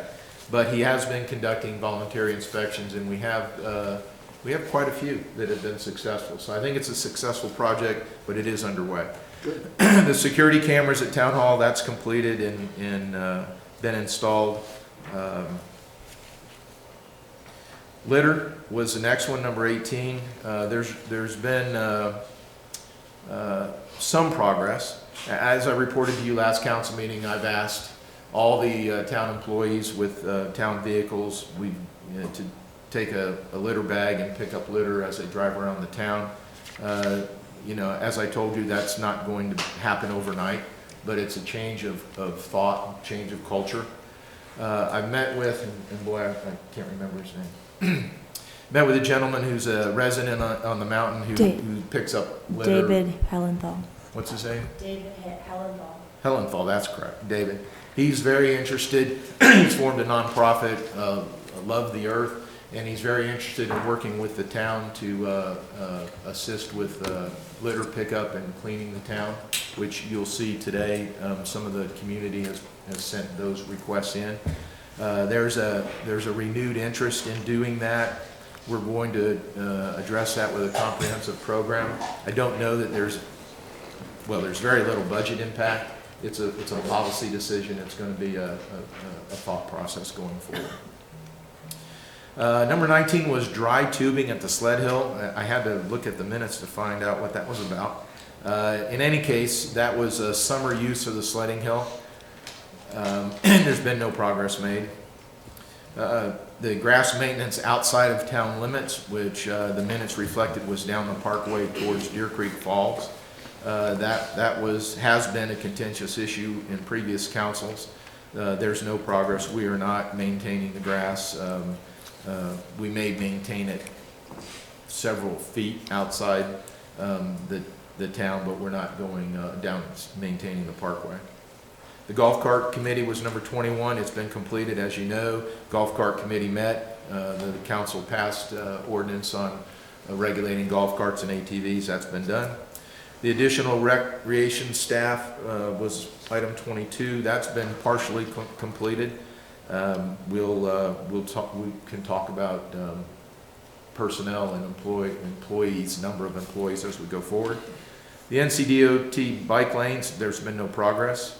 And the transportation service, which that was a thought, number 24, to provide a shuttle service from Banner Elk up the parkway down to Pine Ridge to Buckeye, and turn around and go back and have a shuttle service. There wasn't a lot of discussion about it, so nothing was done on it. And that may be something you want to address because it did come up from the community. One member sent us a request on that. So, Mayor and Council, that was the top 24 that we wanted to report to you. And, you know, when you go through the list, we got the top 5 done, which really proud of the town doing that. And we completed a number of items down to to the bottom of the list. So I think we had a successful project. completion. And I'd just like to, thank the town department heads and the employees, because they're the ones that made all this happen. Absolutely. So we need to remember that you and I sit up here and we say, do this. Well, none of us are doing that. Right. So that the completed items here were handled, and, whether it was purchasing something, that goes through the town hall staff, it goes through the departments. Simply purchasing a snow gun is not as simple as it sounds. But it got done. So, Can I ask just two real quick Sure. questions? On number 10, excuse me, biking plan for trails and roads, was that the working with our existing trails and creating maps? Was that what that was? Yes, ma'am. Okay.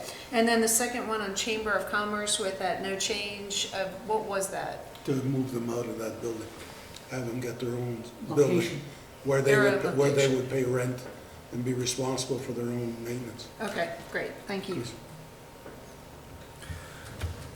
I have a question as well. The public safety building land, that's different than the property that was purchased across from Fred's or adjacent to the, no, that's the same. That's is that the same? That's the same. same. Okay. Yeah.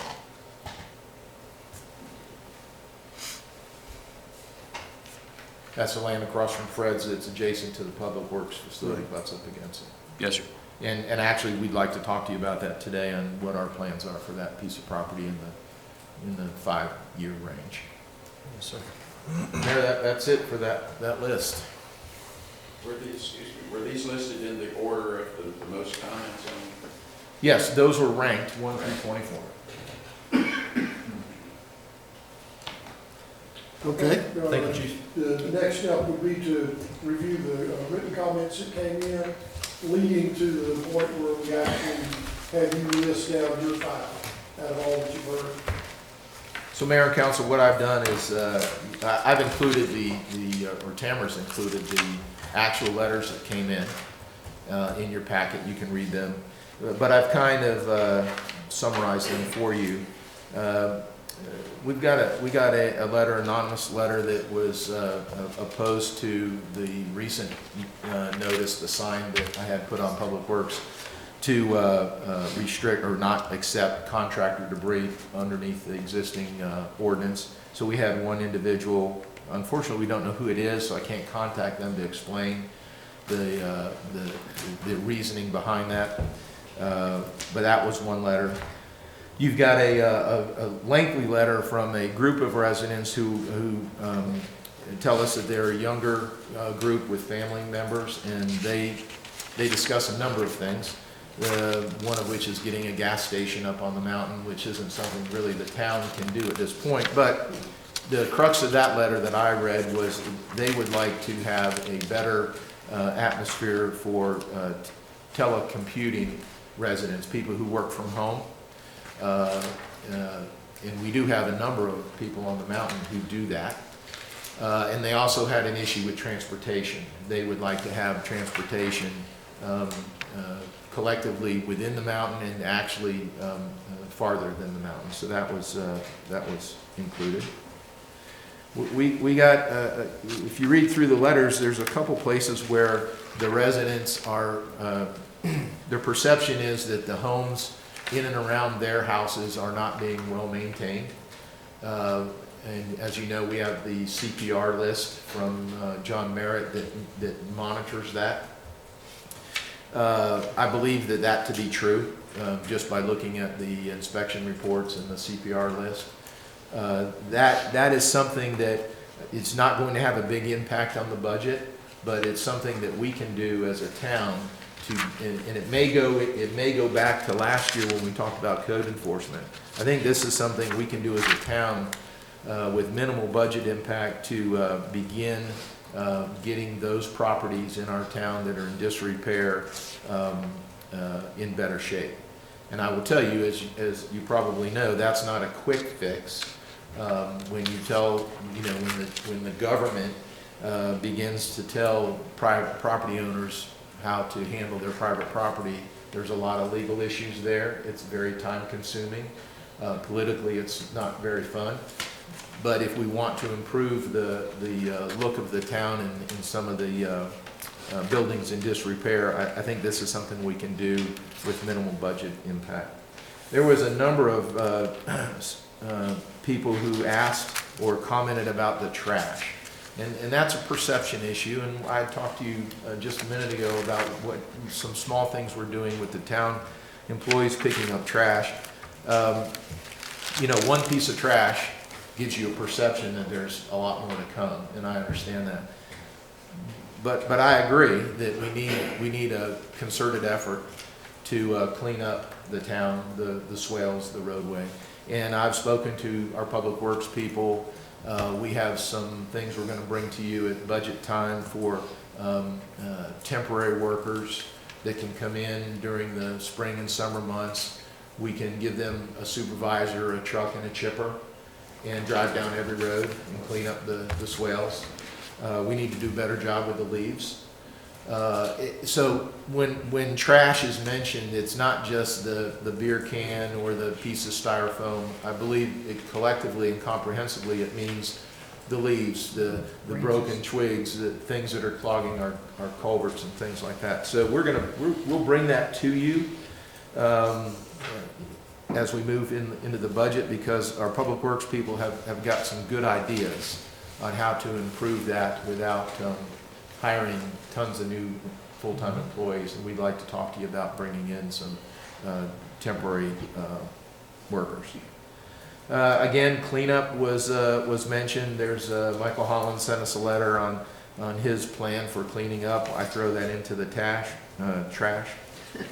We got a letter from the gentleman who provides the barricade, bear-proof garbage bins. I included that. It really wasn't a comment. He was thanking the town for, I guess, his business doing what better. But I included that for the simple reason that we, in this budget cycle, we need to address solid waste in a more comprehensive manner, and the effect of the curbside pickup and the containers that we're using. If we ever plan to clean up the trash, we've got to keep it in the container until we pick it up. And so, you know, that's going to be it's going to be a long, well thought out decision that has to be obviously come to by this council. But I sent you the solid waste ordinance with some proposed changes. I'd like to get your feedback. I also would like to work on that some more so that we can look at the entire picture.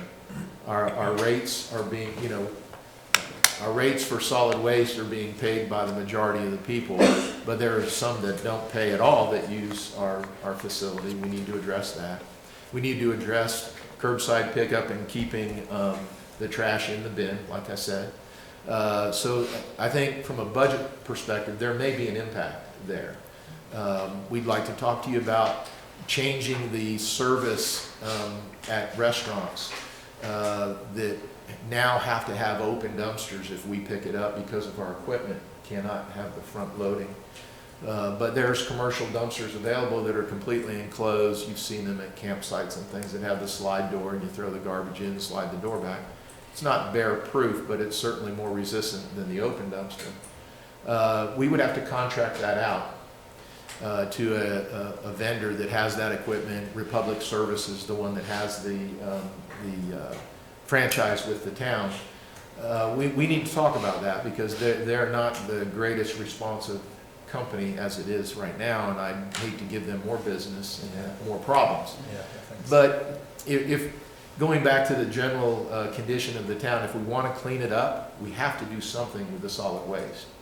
If the system we have it is not efficient, and it allows too much of the trash to get away from us, and then we have to go pick it up. So that was in there. And then another request for shuttle service. And those are the items that I got from the public at our request. Certainly appreciate the public input. We're going to, we have addressed every one of their issues. And for those that we can take care of outside the budget process, we will. And the other ones we'll bring to you during this budget process and have an option for you to choose from. Yes, sir. Thank you, Chief. All right, go to the Pretty comprehensive list. bucket list. And unless there's some more, and there might be as we start talking about it, I would just take a few minutes and quickly jot down 5 of the most important things that you think need to happen. Not necessarily from that list, but from talking with folks in the community or just riding around, or just in general. This is your stuff list where you're going to get elected, and you tell people if elected, I promise to do these things. You know, it's a chance to get this out on the board. I'll give you about 2-3 minutes to put that on there.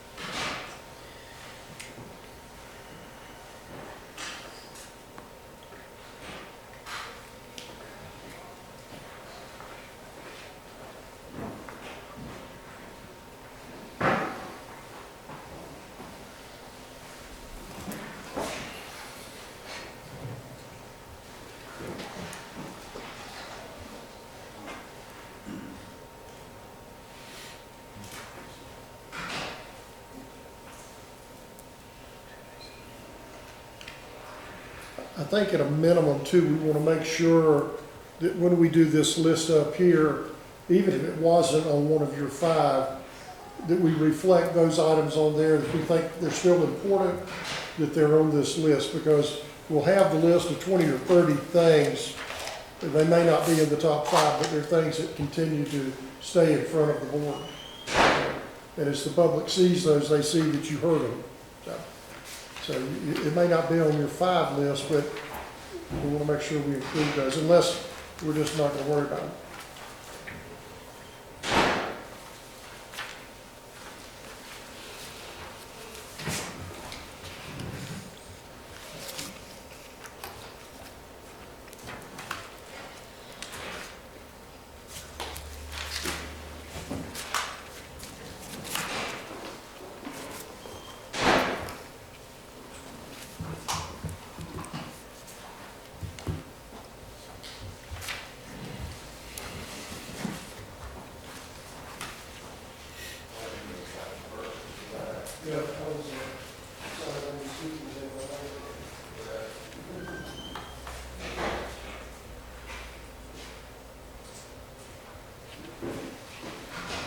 They can hear the children.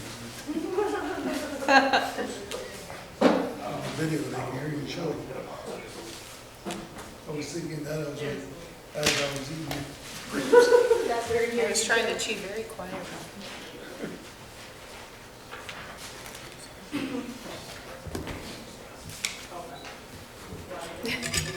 Can't hear me chew a banana. That's true. It's crazy. If you're ever sick and throwing up, the banana comes up the same way it went down. And it comes out the same way it goes down. Tastes the same. So if you get the coronavirus,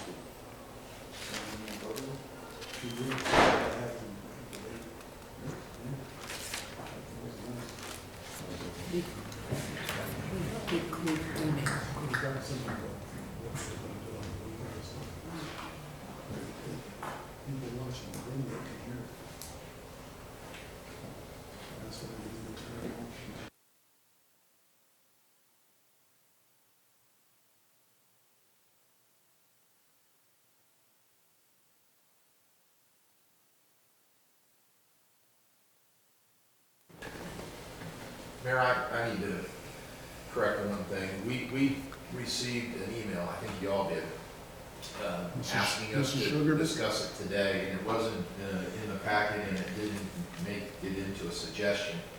But she would like us to be aware of her concern with the existing open burning ordinance in the town.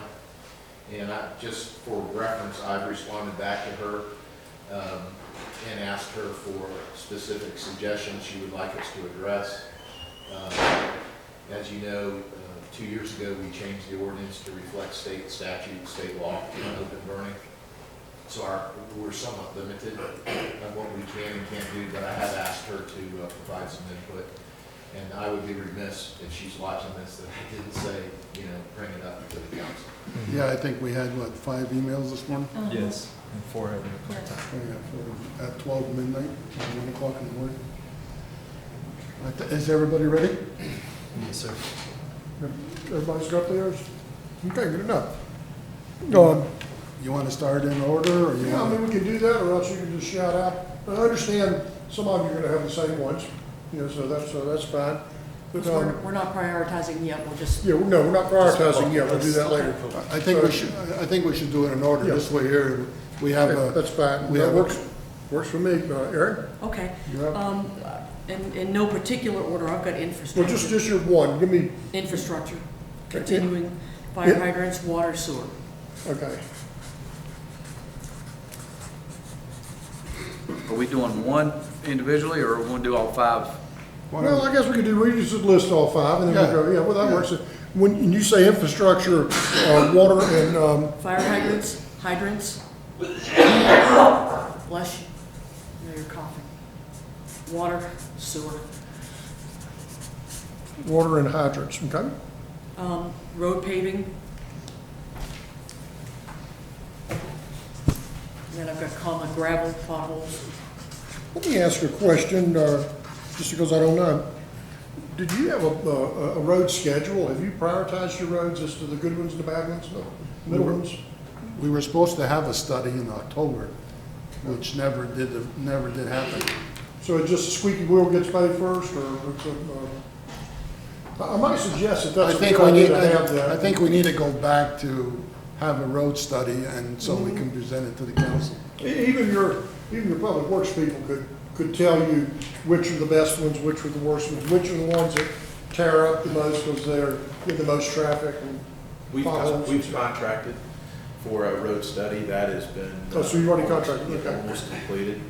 Okay. And Public Works is the keeper of that data. We'll get that to you as soon as, I personally haven't seen it. Do you want to have that schedule as part of the road paving bullet? Road paving? Yes, And then the yes. schedule? I think that's good. That way it puts it up there and it's before you.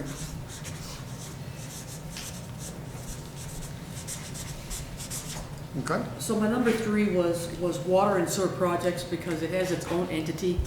And I think that because of the nature of what we're dealing with in our town with water, it has to have its own.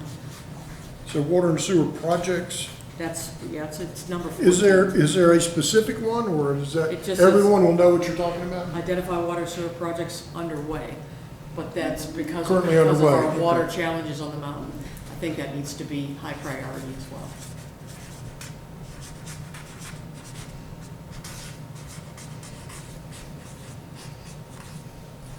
Okay, so I've got water and sewer projects underway -- completed.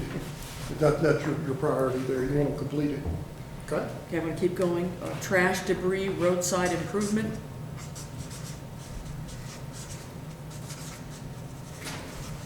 I've also included with that yard debris. For folks that have lots or maintenance.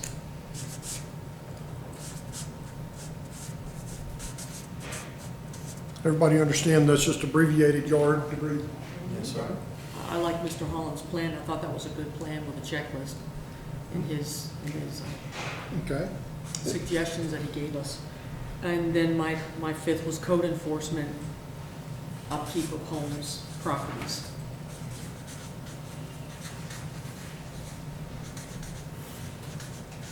And And for code enforcement would be like a minimum standards? yes, homes, routine upkeep and maintenance. And I know that my 5 are almost rubber meets the road immediate, but I think in our case, I think that we've been slipping, our town's been slipping a little bit with all of that because we've been focusing on other things. Mhm. And I think when you focus on other things, Well, you stay This tasked second. with the, yeah. absolutely, a lot of these things sadly suffer, and now they're becoming, they're growing, they're snowballing. So I think these are things that we really need to look at. Well, and that's the purpose of doing the prioritization exercise, because that way it does require you to focus. And one thing I do is, after we finish getting the priorities, I will also then ask for a council member to agree to be the champion to push this.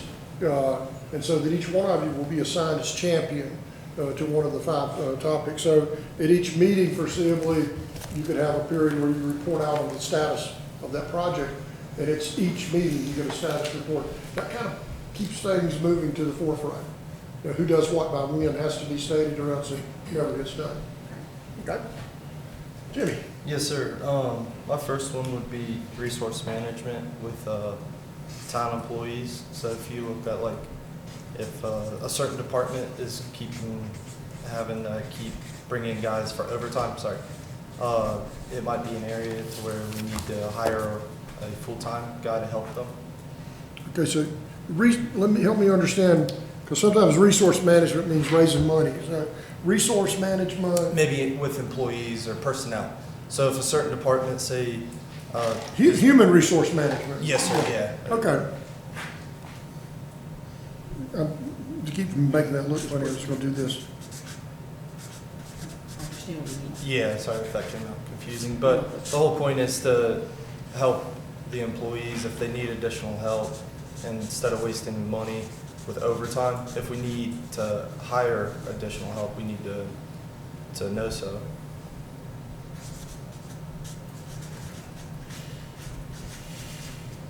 Okay, I kind of put help employees do their job, but I Yeah. think it's more than that in a lot of ways, but. Yes, sir. Yeah, do you have a HR person now?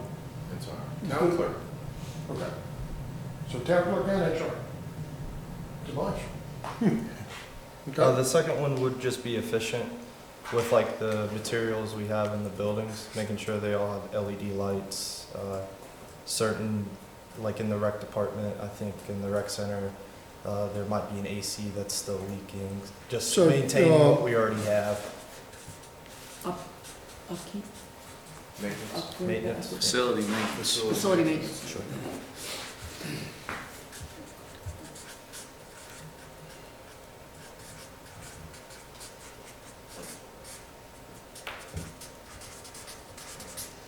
And it doesn't have to be a $100,000 efficiency study. You can just ask each department head to assess their own building, what are things that they think would Sure. make it run more smoothly. and Yes, so sir. A lot of times the folks in the ditch know more about it than you guys riding behind the car. Yes, sir. Another one would be wayfinding signs. So whether it's for the business district. passes- Wayfinding, Yes, sir. Like letting people know up here we kind of have like a hard time finding our resort or our beach mountain club. Whether it's venues or a coffee shop or the business district continues past a certain point on the mountain, because a lot of people, I don't believe, know that there's so it'd be like a directory app for your phone, or, Directory I signs? know, I mean like physically, like Signs. wayfinding signs, like Signs, trails are this way, parks are this way, the dog park. directional Exactly. signs.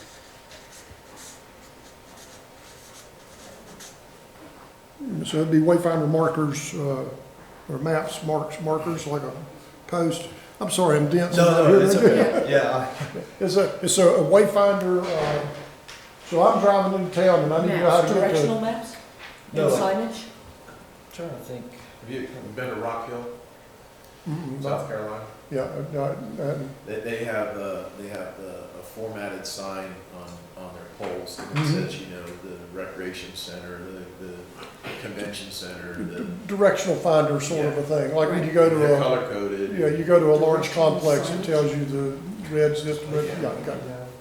Wayfinder, markers. As long as you understand what you're voting on, that's the main thing. So I'm thinking I'm getting it. I just want to make sure I get it recorded. Yes, Sounds sir. like a great idea, because this is, you got 60 miles of roads up here. Correct. Yes, sir. You get lost real easy. Yes, sir. Another one would be with the visitor center, a possible expansion, or we don't really have a very good storage system in there. There's like right now there's 3 people working in there, and there's really no office divided, so everything's kind of commingled when conversations are held or finances are being discussed or trying to research certain tourism topics. And also parking spots. So when visitors park at the visitor center, there's going to have to be a designated couple spots at least to where they feel comfortable. They're not going to get towed parking at town hall, but they're going to the visitor center. So we just need to. Yeah, that's terrible whenever somebody's stopping to get information. Sure. And Yeah, then you want give them to a feel citation. welcome. Yes, sir. And then the last one would possibly be like a cost savings program for employees as an incentive. So the employees are the ones physically doing the work, and so they're going to know where we're losing money, and if we're not receptive to listening to them and possibly giving them an incentive. Okay. A lot of corporate places do that. That's a good idea. Yes, sir. Mayor? Okay, speed indicator signs. Chief, what do we need? 4 more? We can do 2. 2? You cover both, yeah. But we're limited on where we can put those signs. 2, You have to have put it 2, straightaway. correct. Okay. Gravel, town roads.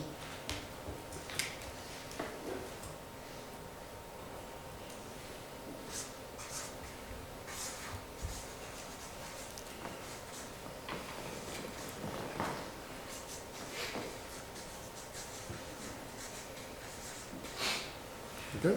Pave Oz Road. On road. Pave Oz, O-Z. Pave the Oz Road. Okay, I gotcha. Now, that particular one, we have, people have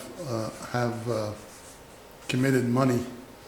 I think we need to go back to them and see if they're still willing to commit. Let me put these over here. Dave,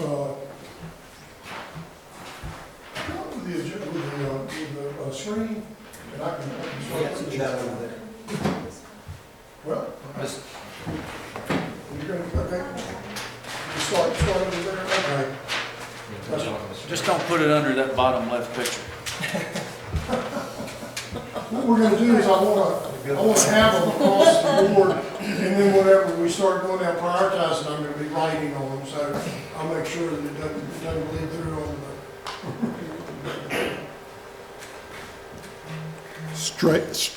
Paint stripe more roads. Last Sorry, year, Dan, can you repeat your last one? pave Oz Road. I got that. Yeah. Okay, Oz Road, and then number 14 was, Paint stripe. More roads, which road, I'm sorry? more. Okay, Last time, additional roads, yeah. That makes more Okay. sense. And my last one is a wish list, but I'd like to see a 5% cut in the budget.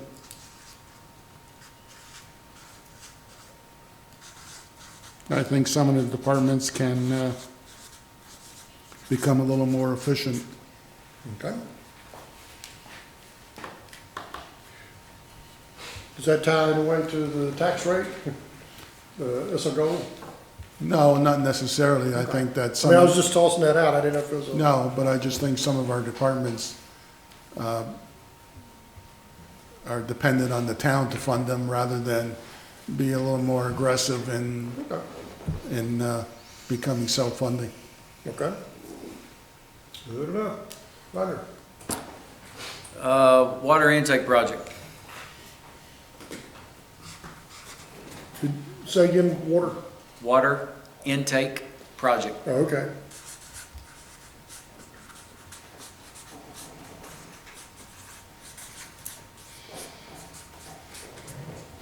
Okay. Completed or just completed? Okay. Installed? That's a 10-year project. Moving forward, That's a huge just project, yeah. Just move forward, okay.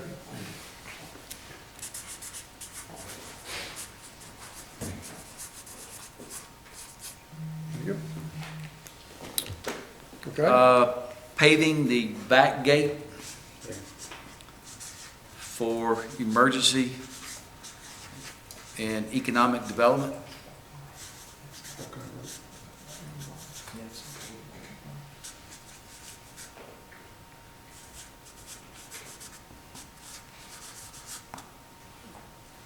okay, And putting controls in with the recycling center and visiting the fee schedule.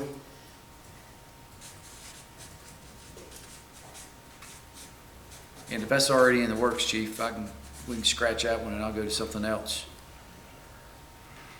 It's always in the works. Okay, well, maybe we need to scratch it It's because gonna I have to be addressed in this cycle.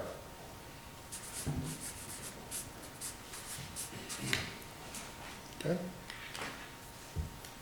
This is maybe two lumped into one.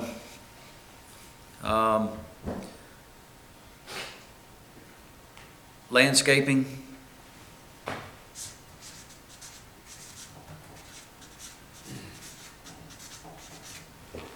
And when I say maintenance of the roads, an example would be when you pass Beach Mountain Resort, where you have the ditch line on the left side as you're heading towards the club, and then you get to where the paved gutters start, so having more of a consistent look. Pave more of the gutters. Yes, sir. Pave more of the gutters and landscaping.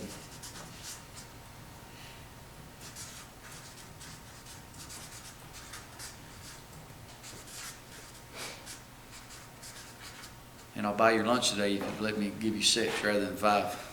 You know, one more yet. Hey, you know what, we can do it. We can add, if you need to add a few more, because this isn't the final list. If you just couldn't narrow it down, you said something about that if you were gonna take that off, you had another one? And that goes to anybody if y'all wanna add more, because when I get done, I'm gonna ask that question. Are there anything that's not on here? So, yeah, go ahead. They can buy us all lunch. I like that. So before you start writing this, because I don't want to, I mean, I've got several here, but one is that sure all hydrants are properly working, but I think that's already in the works. We have hydrants on it. Okay. And transportation. Transportation from Boone, transportation that encompasses Boone, Banner Elk, and Beach Mountain. Okay. Public transport, During peak season or season, or I mean, year round? Year round. Yes, sir.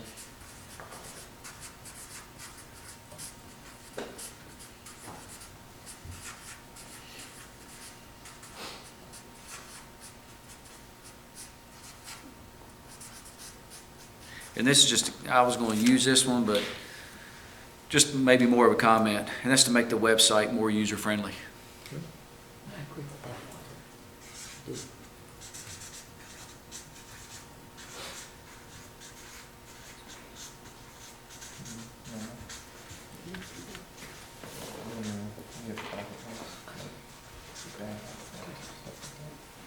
okay? All right, Kelly? Yeah, so I'm last, so I'm like diddling all this stuff. And I just get the dream list.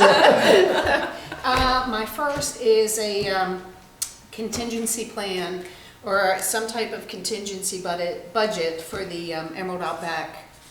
Whether it be the Lighty family come back with us having to pay something to use that property, or if we lose that property, trying to have some type of budget or some type of fund in place to be able to keep what we have as far as mountain biking opportunities. So, So what was the name of that Contingency property? fund for mountain biking trails. Oh, mountain bike trails, okay. Because that's a big draw for us, especially in the summertime.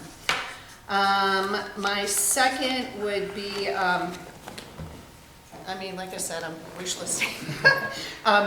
Make our top of town beach top up here more family friendly.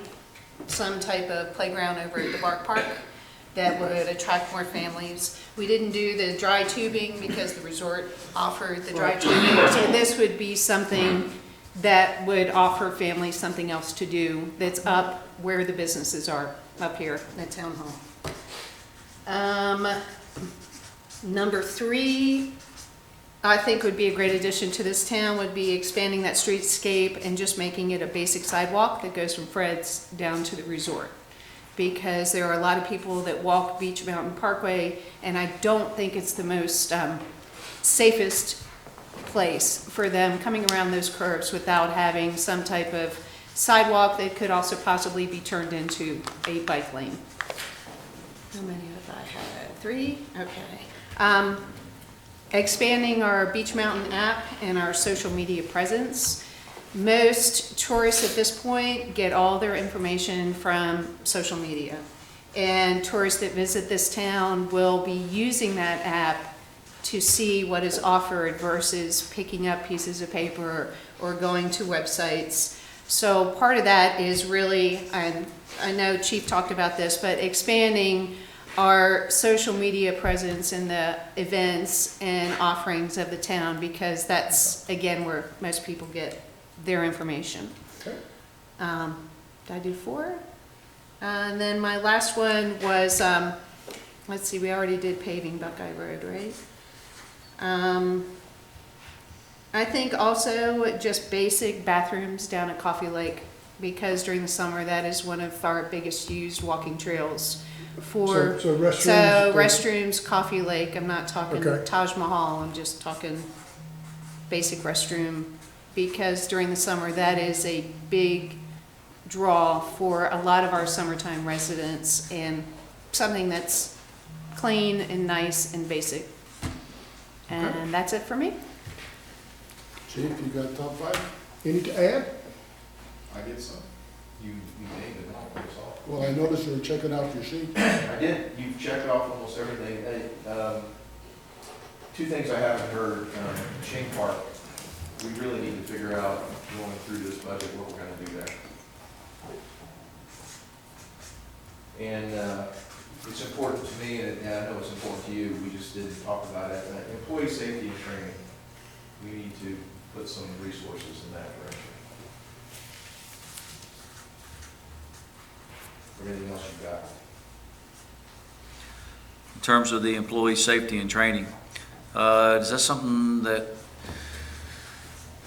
the town's current insurance provider can provide and/or have? Safety training, yes, and we're taking advantage of that now. We have no resources to do that. But we owe it to our employees to train them for the job we want them to do. I've talked to you about that at the council. We have to give them the resources to do the job safely, and we have to give them the training to do the job. And we have nothing in the budget identified to do that. And I'd like to have something in the budget identified for employee safety and training. I don't know if this would apply to the town. One of the benefits with OSHA is they will come to your facility and provide a free, extensive program, and it was very beneficial to our company. It's a little time consuming, and they go around to each department, they look at your SOPs, any potential hazards that you have. The catch to it is that it is a free program. However, anything that they find with a flaw or something that you could get dinged, it could get expensive. Sure. But Do they give you a period of time to fix that? they do, absolutely. Yeah. If it's something minor that, Mhm. if they come in and do a surprise inspection, You're gonna get there's no flexibility. Right. But if you sign up for, the beauty is that if you sign up for the voluntary program, then they'll say, how long will it take you to fix this outlet? All right, 3 days. So they give you a sheet, 3 days. How long will it take to repair whatever? You may tell them 3 months. And they're there to work with you. And there's a benefit to the program.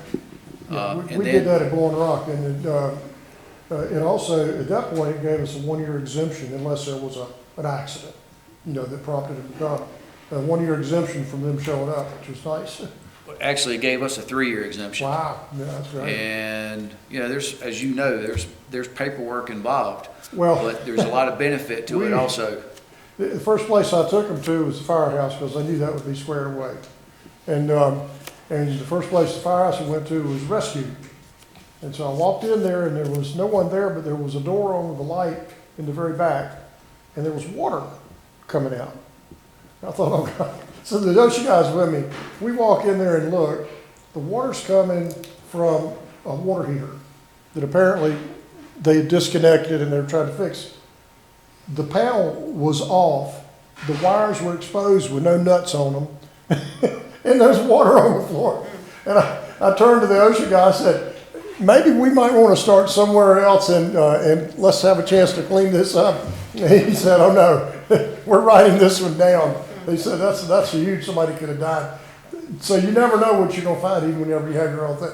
That was the only thing we found that day, but that was down in my memory. I could not, of all places, I figured that would not happen there. But Those are probably the 2 biggest dings, are the panel boxes. Mhm. And if you have an electrical cord that doesn't have a ground on it. I think those are, because electrical shock and exits that are blocked yeah, are probably the 3 biggest dings. there's a lot of, Councilman, the town, we can look into the OSHA program. The town uses the League of Municipalities for our insurance, and they have an extensive safety program. And they have come out and inspected each of the department's facilities and given us a list of which we've had to correct. They also go through our safety program and go through our ordinance, which I've almost got ready for you to have on an agenda so you can update that. So we have a similar program through the league, and they don't have the, shall I say, the regulatory authority to, shut us down. But I think we're accomplishing similar goals, and we just don't have anything in the budget that even identifies employee safety and training. So, and I understand that, and what we've had to do is that we held everyone accountable for safety, but we didn't have anyone in charge of it. So we put our maintenance supervisor in charge of our safety program.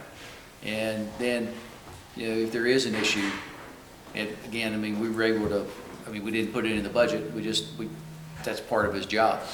Well, by ordinance, the town manager is the safety officer of the town, and I've delegated that to Daniel Davis. And he is running our safety committee meetings now and doing a great job. We're updating our paperwork, which, as you might imagine, was old and out of date. And we will be bringing you an updated, it's actually a resolution to address this issue. And one of the suggestions that I will make with it is that if you do have someone that's responsible for the program, is that it's documented. If something is found to be, rather than saying, hey, you need to fix this cord or you need to close this panel box. Because if nothing's documented, then it didn't happen, and or at least if there is an incident, that you've got someone that's in that position, say we did this on this date, we did this, et cetera, and there's a paper trail. And we are doing that. The safety committee now is meeting on a regular basis and touring the various facilities in the town. We just did we did the water plant, and we're going to Parks and Rec next. So the safety committee, which is made up of department appointees, is not only updating the paperwork, we're also visiting and doing safety inspections of everyone's buildings as a group. So that does 2 things. It does, it's a safe environment for the employees, which is probably the most important. They go home to their families. They go home to their families at the end of the day. And secondly, it keeps the mod down. Chief, are we self-employed with our workman's comp? It's through the league. It's, the league has our workman's comp insurance. I'm not sure what you mean by self-employed. Self-funded. Self-insured. Self-insured. Well, the league program is a form of self-insurance, but the league has It's a pool. override, underwriters that Mhm. take over after, if we should have a major loss. Do we know on what limit our responsibility is? I do not. I cannot. I can tell you that our audit happened a few months ago. The auditor was here from the risk management of the league's insurance program, and actually our costs went down. Great. It's not I think you're maybe referencing a traditional self-insured program. Yeah. And once you get a certain cap, then you have insurance on top of that Top of that. Major incident, yeah. Yeah, for a major catastrophe. yeah. League program is, that started in '84, whenever we had an insurance crisis. And all of the towns, most of them, all bought in at that time and created a pool. And it's a pretty good pool. I've used that everywhere I've been. I know a lot of people that don't use it, but I find it to be, it's competitive and they're very responsive. I know your lunch is supposed to start somewhere around 11:15 or something like that. 11:30. We have the list that we're gonna work off of. Before you start writing the number of the ones that you think are the most, let's look at it first and I'll read them. Well, just before we go to there, does anybody have anything else they want to add to the list? Dry tubing if the resort doesn't do it. Okay. Does that mean like having a plastic strip or something for you to slide down? It's made of stone. So like we used to do in the yard with the hose? Right, like we used to do in the 20s. Showing your age. Yeah, I remember coming up here whenever they did the grass skiing. That was. Right. Anybody I found else? some blood when I did that. Any more to add? We all good? Okay? Let's look at these. I'm gonna read them for you. And as we read through them, you might see some that can be combined, if that'll help, because what I don't want you to do is to vote for something in one place and think, oh gosh, that's sort of like that too. So if we see some that can be combined, we'll do that before we actually do the voting.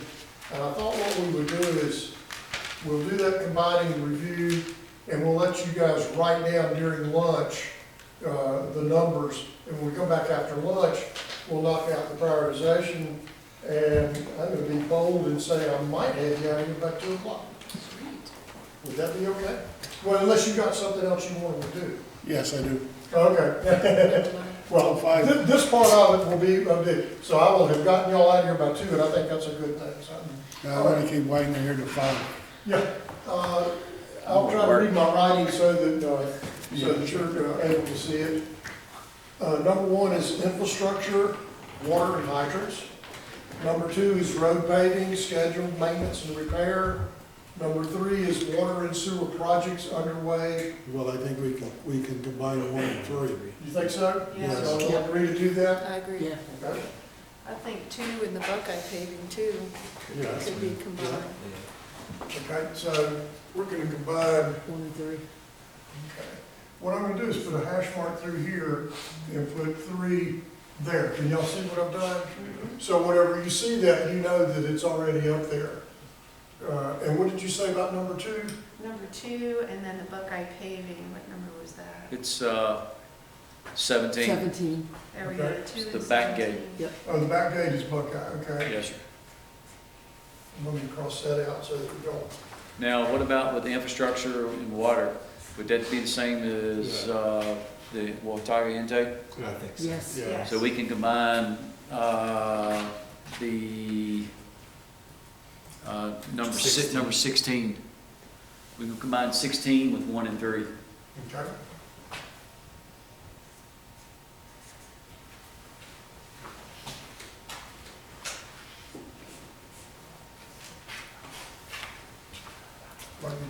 objection, I don't think that's coming from, no, it's not. So would the striping be included then with, Paving? two, Paving, with the paving? paving. Paving Yes. schedule, yeah. Okay, which one where? So that would be number 14 going on to number 2. Two. Oh, Paving ours, that's already in the budget. No, I was told it was. it's not. Never been. Remember last time they came up with, they were at 46% they needed to. okay. Any others? What about paving Oz Road I think that would be Keep with the that paving separate? schedule. Paving. with the paving schedule? Because that's the whole point of the Well, schedule, it's gonna. Well, I'm not so sure because Buckeye, That's its own separate animal. yeah, that's a whole Oh. separate situation. But I'm saying the schedule will address it.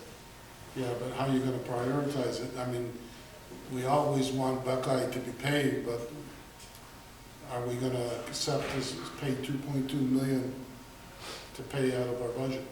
So I you don't want think it to be a it's gonna cost- standalone? It's not gonna cost that Well, much. it's pretty close. I'm I think thinking you can do that it discussion-wise, Oz will probably be a standalone item on its own. That's fine. So do we need to take that off of there? or- for $6,000, $7,000. I'm missing something. What about- I put combined, did you put combined? We did not combine Pave Oz Road with number 2. We left it separate. Now, Just yeah, don't do it, okay. I mean, right now, it doesn't meet DOT standards. Are there any others that need to be combined? The number 21, as well as, where did it go? The social media one could be combined. There it is, number 21 and 25, because that's all Make the part website of more user-friendly? that's all part of our expand use of online social presence. media Yeah. apps? To Yeah. combine Yeah. those. Do you feel like those would, Yes. Is that marketing? Are you saying marketing? It's online presence would probably be the best word. Because the website, the social media, the Beach Mountain app are all part of, yeah, about- you could add in marketing. Okay. With item 2, combining it with the roadside improvements in the gutters. So this, yeah, that'll work. I mean, that's aesthetics and for Yeah, irrigation. yeah, I agree. Is that For erosion control. landscaping as well? Number There you go. 19. Number so 19, number 19 is gonna be. combine that with item 1, 3, and, I'm sorry, 2, 17, and 14. Okay. And does that include your roadside landscaping? Yes. Yes. Okay, so number 2 is gonna be 17, 14, and 19 also. Okay. Do you think, where do you go, 22 and 23 could be combined? Because it's What all was the part of number? Parks and Rec, the Emerald Outback, as well Lake as trails. Parks, family friendly. playground. Well, the number 23 was specifically right here beside Town Hall. Playground. And, Aquatic. And mountain lights, Playground. trails. Yeah. Well, this doesn't necessarily have to be town hall, it could be across the street from town hall. Well, yeah, but if you're gonna combine them, then you can. I was just thinking that was intended to be here at the top. You're probably right, Kelly, you probably can put 22 and 23 together. Okay.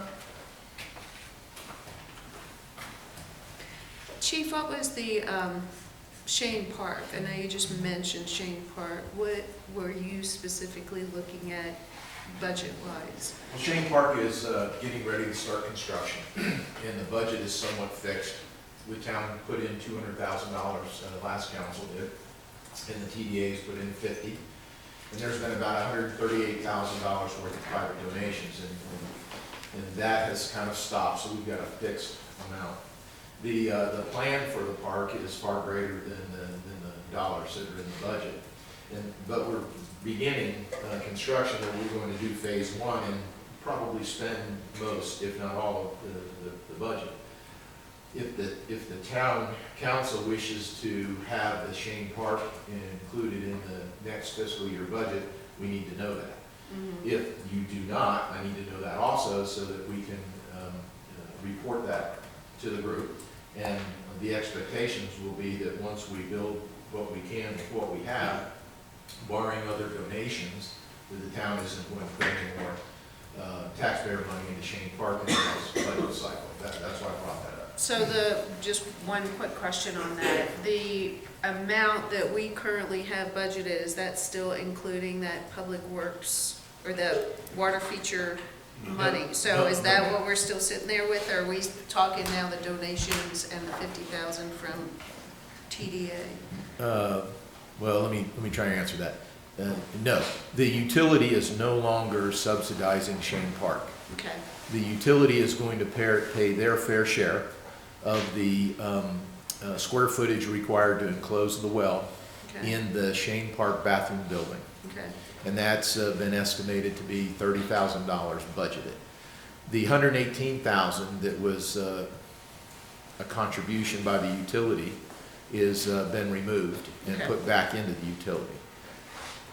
So to then answer your second question, we have the $200,000 of town taxpayers' money that was sent to the Shane Park account, the $138,000 of private donations, and a $50,000 TDA grant, which has been received and put into the account. We've got a list of expenses that have already been charged to that account. And we're asking the TDA to consider another $50,000 as a grant. The reason, again, I bring Shane Park up is if you don't wish to put any more funds into the park in the next fiscal year, I just need to know that. okay, So that as we move forward with the construction that we're beginning this spring, I can report to the group that, you know, these are the dollars we can reasonably expect to have, which is what we have in hand, and that the council has, you know, decided that it's not a budgetary priority for the general fund going Gotcha. forward. And just so you know, I do not intend to transfer any additional monies from the utility to the Shane Park. After this well is enclosed, is my opinion that the utility component is complete. great, Does thank that you. answer your question? Yes, Sean, thank you. are we applying again for grants?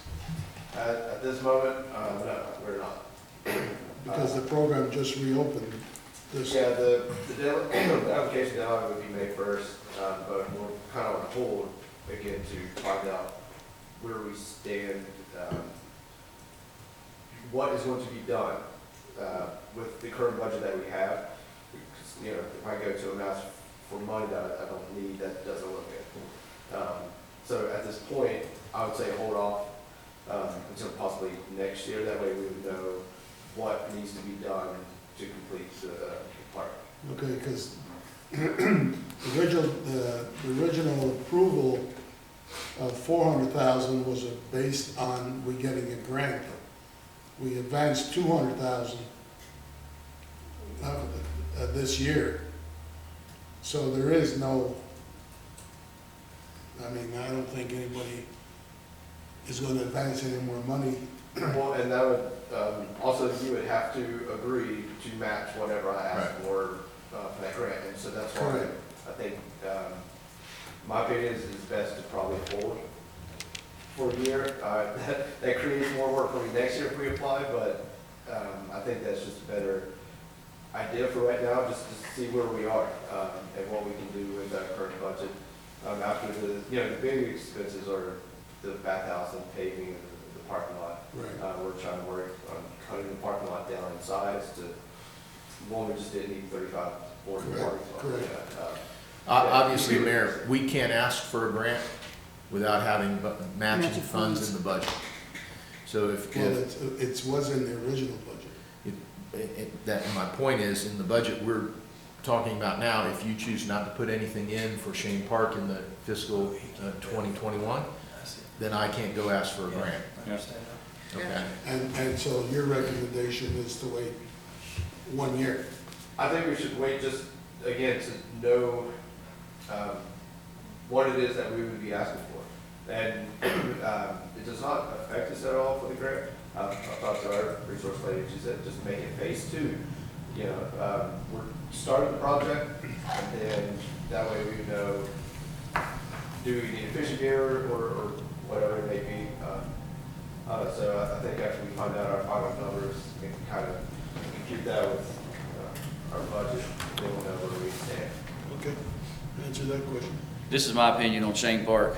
and I told this to Dr. Shane, and I think Chris also spoke on behalf of Shane Park, is that I'm not opposed to it, but the town's already thrown a lot of money at it, and we don't have a whole lot to show for it. And that being said, we have a lot of major infrastructure projects that need to be completed. And, you know, we have to be, I think we need to be prudent or financially responsible with our dollars, and every taxpayer dollars that we put towards Shane Park is going to take away from some of the more critical things that need to be done. And I'd say we put this project on hold. And another question I have is, Chief, when you said that the utilities department contributed $118,000, they contributed $118,000. The town had earmarked 200 grand, and you said 400 grand. The original was matching funds, if we got the grant. The $200,000 grant, and then the town would match 200, so it'd be 400. But the utility money never got transferred. I transferred it back.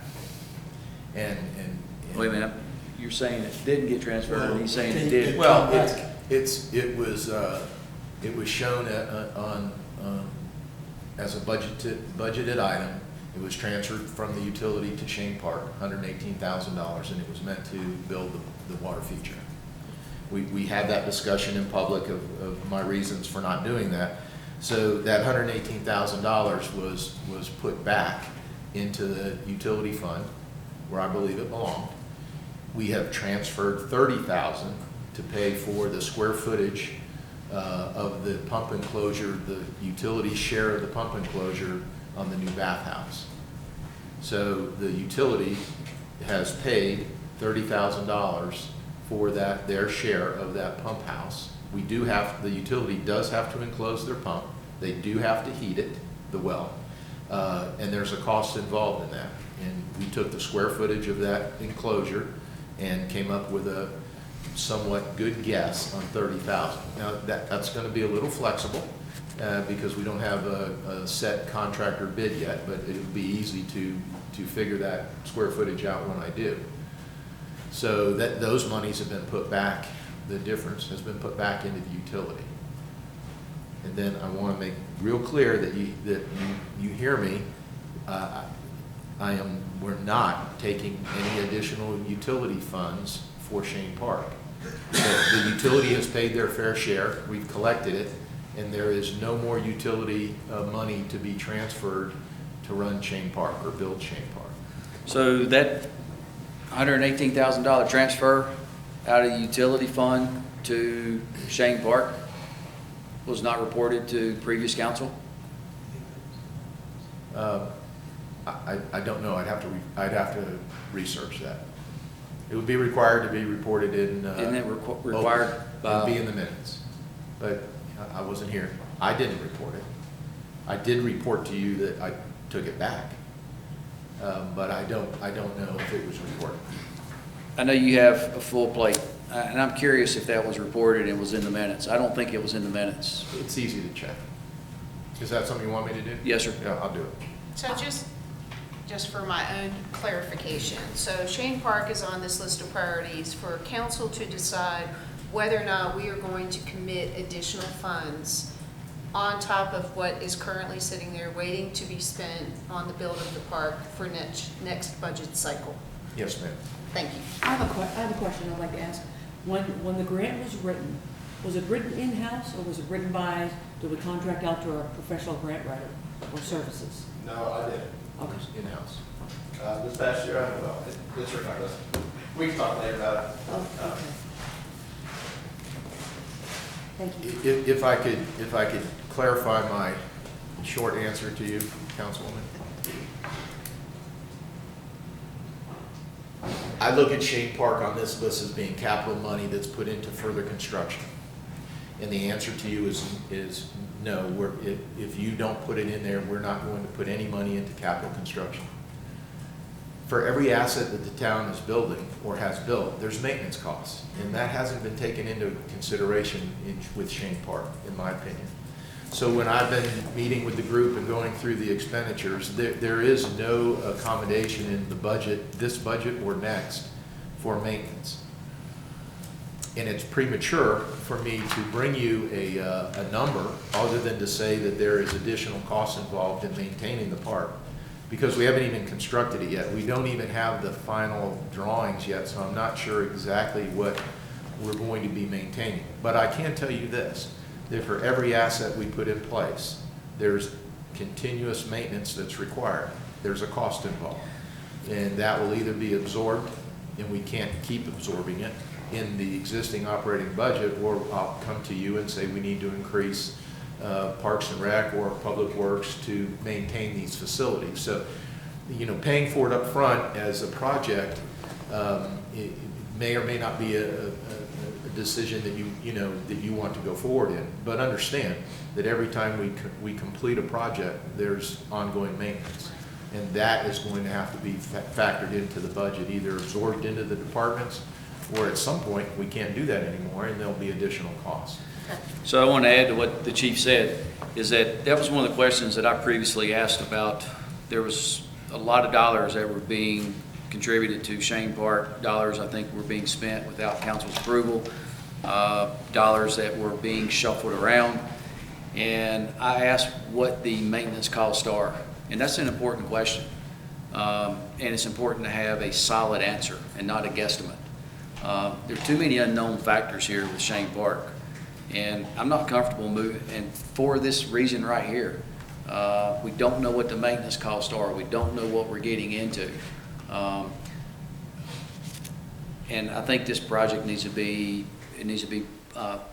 addressed in next year's budget and not this year's. We have too many other more imperative things that need to be addressed, and I ask that we do not spend any more of the taxpayer dollars on Shane Park, and we get some of these other projects, we focus on these other projects, we get dialed in on this, and then we look at this for next year's budget. Councilman, I just wanted to clarify that the reason I can't give you a maintenance cost, and I will be able to do that in the future, is at this point, I don't know what's going to be built. The committee, the funding, the architect, the builder, those pieces are still moving, and I've got some preliminary drawings. I would tell you that in the budget that you're discussing now, the one we're going to put in place July 1st, there will be maintenance costs for Shane Park. I should be able, as we move through the process, to be able to identify those. In all probability, we will absorb those in the budget you're talking about. The next budget expects someone to come to you and say, you know, that our maintenance costs are this is what our experience is after we've completed the project, and we can either absorb it, continue to absorb it, or here is a additional incremental cost that'll have to be added. The reason I can't give you the number is because I'm not going to make one up, and until I know what's going in the ground, I'm not going to tell you what that cost is. I will tell you that there will be a cost additional, and I believe after construction we'll be able to absorb it in the existing budget. We just can't keep doing that project after project. You can't absorb, at some point you've reached 100%, and then you're not doing a good job at anything. Correct. You're running around trying to, patch this and fix that. So it's not something that I believe you need to be concerned with in the budget we're discussing now, but I want you to be aware that this stuff isn't, once you build it, it's not free, and I know you know that. Those costs have to be borne out of the general budget. Well, I think we know today, for the most part, from what I hear you saying and where we are, that you have a general idea of what our maintenance costs are, and that we need to minimize that cost and identify where we are today, put the project on hold till next budget, and reboot. Well, When you say on hold, we have two issues. One, we've already signed a contract. Number two, we have the people that already donated money. That's fine. Number two. Number three, we have Dr. Shane who donated a lot of his own money So we just can't tell all these people that we're putting it on hold. I think the plan is to build the parking lot, build the bathrooms with the well house, and then at that point, stop until we have further funds to be able to go to the next phase. Is that correct? And that would be my recommendation. Here's the issue. We are, the town and the people who've donated money that money has been put into the account, and there's been substantial expenditures made. And we don't have a shovel of dirt turned. So if the decision is to stop and wait, we, for the most part, not all of it, but for the most part, that money is wasted that we have spent. We have some preliminary plans. We're making progress, which we hadn't before. And I think it would not be smart to waste a portion of that finite budget by stopping the project. My recommendation is we have a fixed budget. If you don't want the town to commit additional general fund monies in the upcoming year, I understand that. We can make that happen. But the program that's in place, to get the best return on the money we've already spent. We've spent, money on engineering. We've spent money on planning. We've spent money on land prep. We would waste some of that. Let us finish the phase one, is what I call it, without any additional, what I'm hearing, consensus from you is, without any additional general fund monies in the upcoming budget. Let us then see what we have. I think it'll look very good. The group is doing a really good job. See what the use is, and then let us come back to you in the subsequent budget and tell you what the plan would be for additional grant money, matching grant. We'll know what the maintenance costs are. I think the train is too far down the track, Councilman, to stop it and be responsible with the money we've spent. We've spent the money.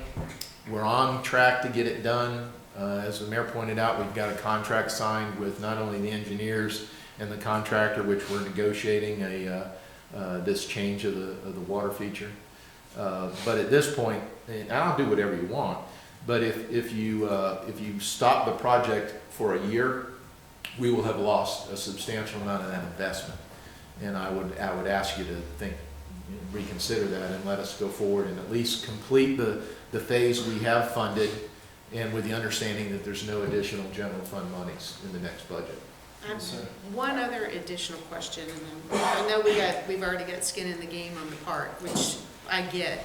Are we still, for the people that bought the campsites, are we still moving forward with those donations, or is all that now moving to the bathhouse and the parking lot? Because I know that there were several donors that specifically bought.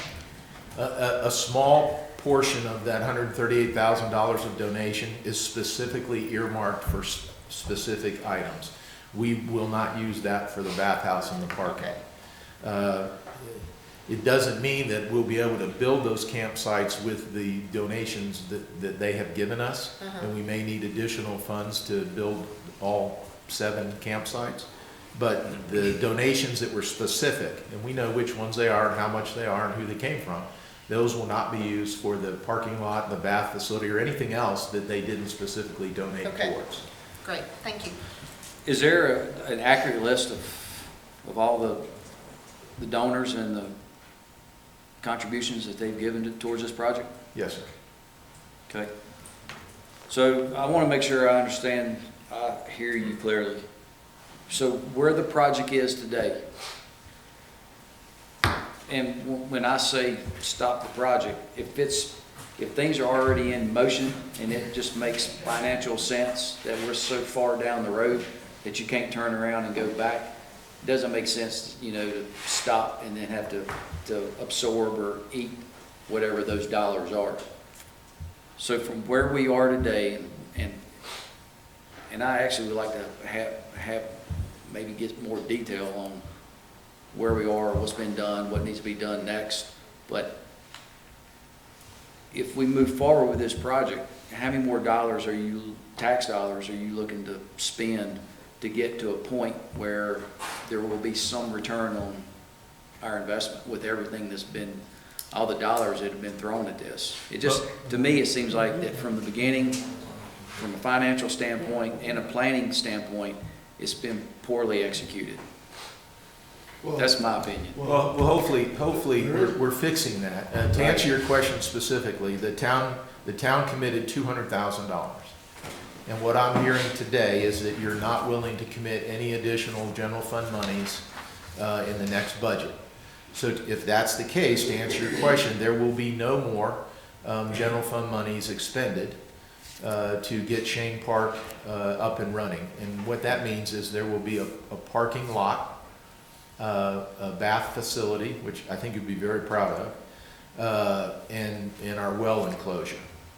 And with that comes some grading and site work. It'll be a usable park, and there'll probably be 1 or 2, 3, maybe tent campsites put in. We may have to do those with staff. But anyways, you'll have a usable park without any additional public money from the general fund, if that's your desire. If when we're done with phase 1 and you're not happy with it, then you can budget in a subsequent budget additional public money to do what you want to do there. But currently, tell me if I'm not hearing this right, you're not willing to put in any more money of general fund money other than the $200,000 that's already been put in. So we will spend that. It was put in into from the current budget we're in by the past council. I understand that. And then there won't be any more general fund monies unless the elected officials decide at a later date to do that. Is that what I'm hearing? Well, that is the consensus. That's a Is consensus. finish phase 1, And then revisit it. and then Revisit revisit, it and next then year. have additional, Yeah. But we could reapply for a grant, but we'd have to know, we know up front that whatever we would do if we hired a grant or a professional grant writer or a business service or contract that to get that done with a guarantee, we would have to match those funds that we were asking for. Well, the grant that we're speaking of is a matching grant. Okay. And so for us to apply, we can apply. Shortly after your application, you have to attest that you have the funds, budgeted. We can accomplish that a few different ways. I just needed to hear from a Like phase policy 2. perspective what it is the elected officials want us to do on Shane Park. And I think I've got that. I mean, I've got that. And barring a change from you, we're going to execute that plan. We appreciate the communication on it and answering the questions. Right. Thank So you. there's gonna be a parking lot? I'm sorry, go ahead. No, when is the next meeting, so you could catch us possibly? 13th. Yeah, it's February 13th here at 9 o'clock. We're looking at some more detailed drawings and some cost estimates. That's helpful. I got the grant. So there's gonna be a parking lot, bathhouse, and tent sites. The tent sites are not contracted. We may have to do those in-house, but it'll be a parking facility of some size. I hate to call it a parking lot because we made some substantial changes to make it more of a park. And more importantly, the bulk of the funds will be paid for the building, the single building on the site. And what's the purpose of the bathhouse? Take a bath. I know that. I was waiting for that. And I can get you some preliminary drawings, but we changed them yesterday. That's what the 13th is for. It's a men's and women's bathroom with a shower to service the park. More importantly, if we have campers. The facility has been designed to be attractive, yet economically built and with an eye on maintenance. It will enclose our well and be heated. The plan is it'll be year-round. It has a little unique feature of a wash sink outside so campers can wash their dishes without going in and using the bathroom to do that. We do have some issues with the lake. We do have some issues with the runoff. We do have some environmental issues that we're addressing. So at this point, and that's what we're going to talk about on the 13th, at this point, that's what the bathroom facility, it's a single building that will accomplish two tasks, providing the bathroom facility and enclosing our well. Plus it'll have a shelter. You know, when I look at prioritizing our taxpayer dollars, I know some of this is, I mean, even the $200,000 that the previous council put into budget. I look at the number of people that, and I guess this is a guesstimate with how many people are going to actually use it, but we know for a fact how well used Coffee Lake is. You know, so if we've got X amount of dollars allocated to a project, I'd rather see those funds applied to bathroom facilities at Lake Coffee rather than the unknown that we have at Shane Park. What you're not understanding, the train is gone. I know, I'm There's just nothing- making, There's nothing we can do about it at this making a point. general comment. I know, but we're going, it's too late. We're down the road. The people invested money. The people donated money. The doctor donated money. We're down the road. So the money wasn't set up for Coffee Lake, it was set up for Shane I Park. like Bob's proposal of the way he is presenting Right. it with phase 1 and phase 2. phase 2. Right, I don't think we have a choice. right. That's the point. I don't think we have a choice, but not to. Excuse me. I want to speak on this subject from both as an advocate for Shane Park and as an advocate for doing the right thing at the right time.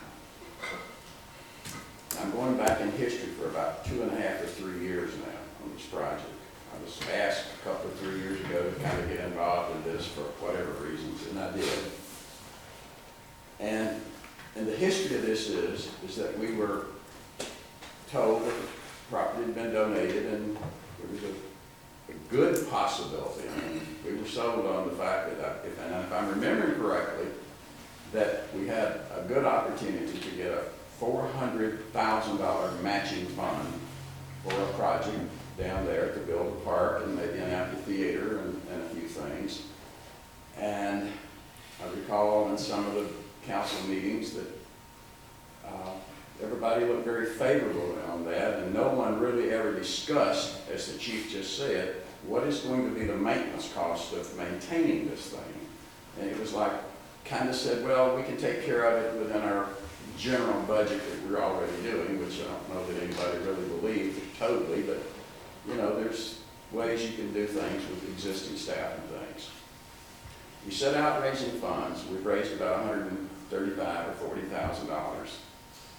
We've gone through 2 submissions for some amount of money, and Sean, you can help me out. Was it $400,000 initially, wasn't it? The first one was just over 400. That's what I thought, because it was about half of $900,000. And then the second one was what? About 375, 400. What we are saying now is that this council has got to make a decision on whether or not you're going to commit something in 2020, because if you're not doing the 2020, which comes up in July, you're putting this project off really in reality for 2.5, 3 years down the road. Or you're going to have a partial project, which, you know, the maintenance would be 75% of what it would be probably if you had to count sites, or maybe, I don't know, something in that ratio, that you've got to consider in this new budget. And the second thing is that the opposite side of that is stopping this. You're going to kill the momentum on this. I can assure you you'll do that. I'm really going back to a base question. Why do we believe now, Sean, that we should wait till the next fiscal year to apply for, say, a $200,000 grant? What's the reasoning for this? Because If we got the $200,000 grant, we've already put $200,000 into it, so the town doesn't have to put any more money because they've already matched it. What's the reason we don't? No, no. If this 200,000 is spent, it's gone. Yeah, I cannot claim that for this grant. This grant is not an easy grant to write. Our submittal was 288 pages. Well, If we have to say, here's our match money, we can even say, well, we spent X amount of dollars and done this, so that, like most grants, that can be used as in-kind match.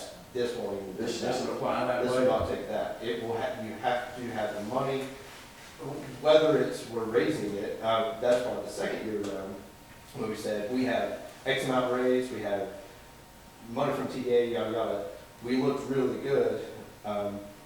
Just put it, Well, why can't we commit as a town for the 200,000 and then pay ourselves back with our 200,000 if you get the grant? You get your grant, you can use their 200,000 of the grant and take the committed money and technically pay back the 200,000. It doesn't- It's already been spent, right hasn't now. It doesn't work that way. At all. I'd have to say, we have 200,000, but we couldn't use it for anything that we're talking about. So, I mean, really. I'm saying we've got money, right now we've spent, you tell me, in real dollars, less than $100,000. 98,000. How much was it? 98. 98. Well, we're sitting here with 200,000 plus 50. The town committed 200, we got 50 from the TDA, we got 138 or 40, so we're sitting here with about 375, 400,000 cash Correct. in some form or other.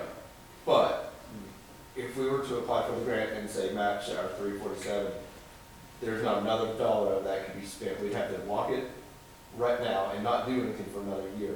Well, but what are we going to do? We're basically being asked to start something, go halfway with it, 2/3 of the way with it. What are we going to do then? We're still going to be we're going to have to recommit another 200,000 from that council 2 years down the road in order for you to even go apply for a grant, is what you're saying. Correct, that's correct. At that point, we're more fundraisers or, raise the money again to have a match. This is like throwing it against the wall and hoping it sticks. Well, the other 200,000 doesn't necessarily have to come from council. We're all soliciting money from people to donate. Well, I understand that, but right now, we've been raising money for 2 years, we've got Well, 140,000. but 2 years or 4 years? 2 years. Pardon? How many years have been raising money? Two. I know, at least 2 years. 2 years. I've done 2 events But myself on it. if we use your example, if we stop, it's gonna I'm not die, advocating it's gonna I'm die on the questioning vine. theory on both sides But of it. I'm just saying, it's gonna die on the vine, as you said. So the point is, we have to show something. Well, that's my point, sir. If you really want this project to go forward, then you're talking a 2020 budget that goes from July to July. That's roughly 17 months out from now. So in 18 months out, we've got the paving in and we've got the bathrooms in. And it can be used for people fishing in the lake or, I don't know, walking around, whatever the bathrooms. I'm assuming they're going to be serviceable and open and operational, even if you're not doing the camping.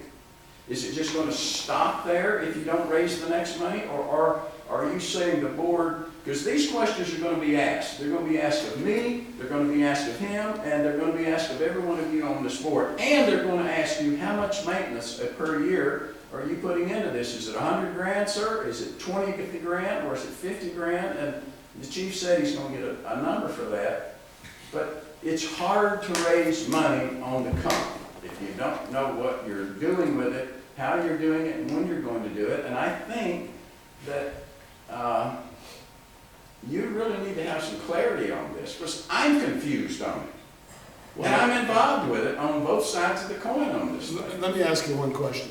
If I took a bus tour, if I got a bus, and I took 50 people down to the park right now, how much do you think I'd be able to get in donations?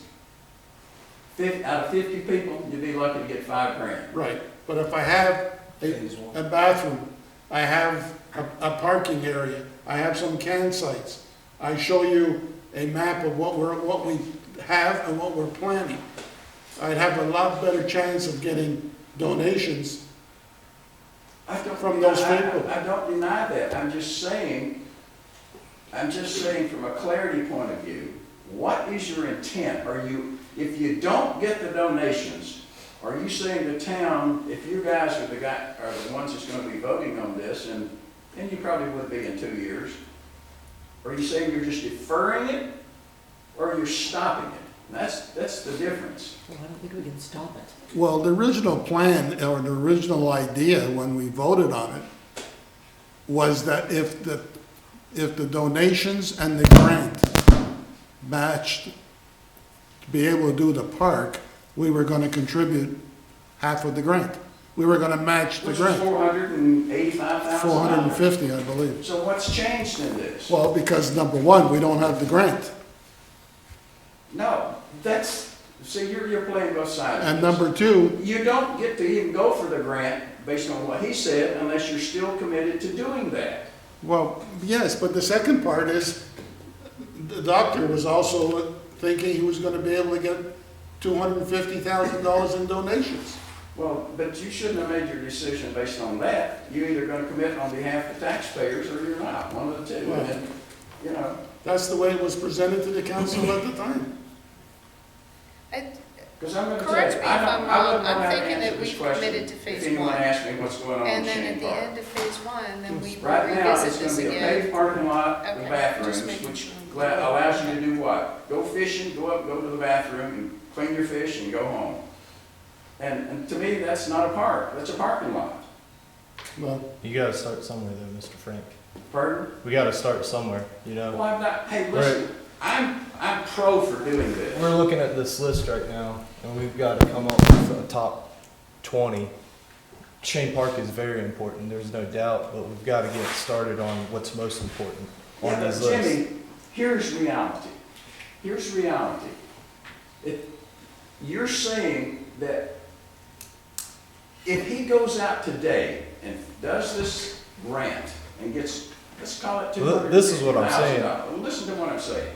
$250,000 or even $200,000, that this council would not commit to the other $200,000 when you committed to it $485 a year ago, or a year and a half ago. Well, sir, that's a different council. I can't speak for them. This council is willing to get the project going, revisit it during phase 2, and go from there. But what I'm saying is, will you not make a commitment for the other? You won't even make a commitment for him to be able to go get a grant. So you're throwing all the income producing side back on donations. Don't count on it because it ain't gonna happen.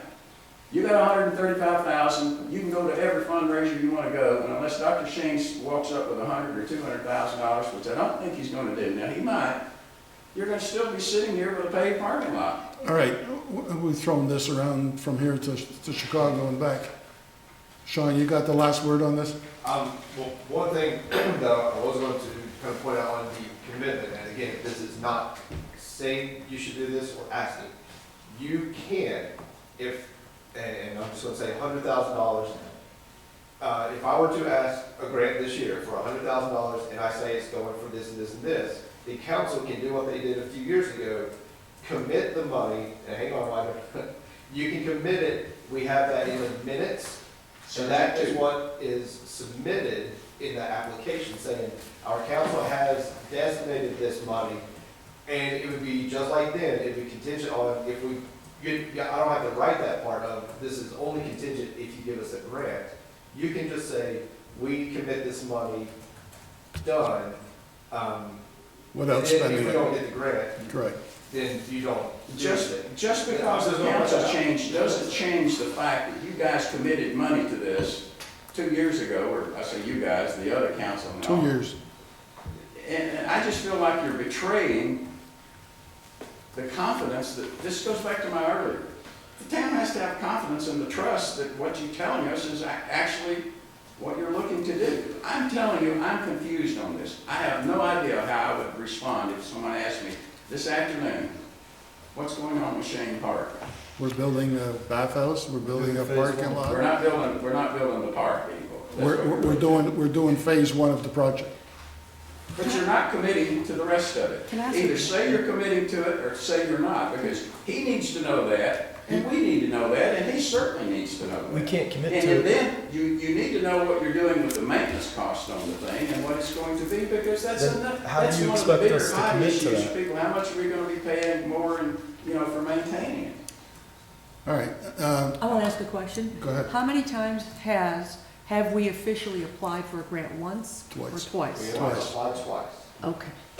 And the first time, we got a close rejection on it, is what you told us in here. The first time we got a pretty hard no. One, we had $0 raised, and we just did, I honestly, it wasn't a very good application. Biggest thing, we had a lot of money requested and not a whole lot of skin in the game. The next year around, I was told we would have been funded. Some things turned political down east. And that's what I'm saying. We can talk after this meeting a little bit. I can give you a little history. But the rec resource officer that I've worked with, she came to me and said, your guys' project was going to be funded with some issues that came up, like I said, it turned political, and more money goes to the east. It just always has, than what they provide to the mountain region. So it was just a bad situation. And we went forward on that. That's pretty much what he said in a meeting, that you basically said, we're in line to get it, what you really told us. At that time, but again, I'm not sitting here promising. I want to go get a guaranteed grant writer. All right, well, Mayor Lunch is ready. yeah, lunch is here. We're gonna adjourn for lunch. We're gonna kill this until we're dead. So I think we just gotta move on from it.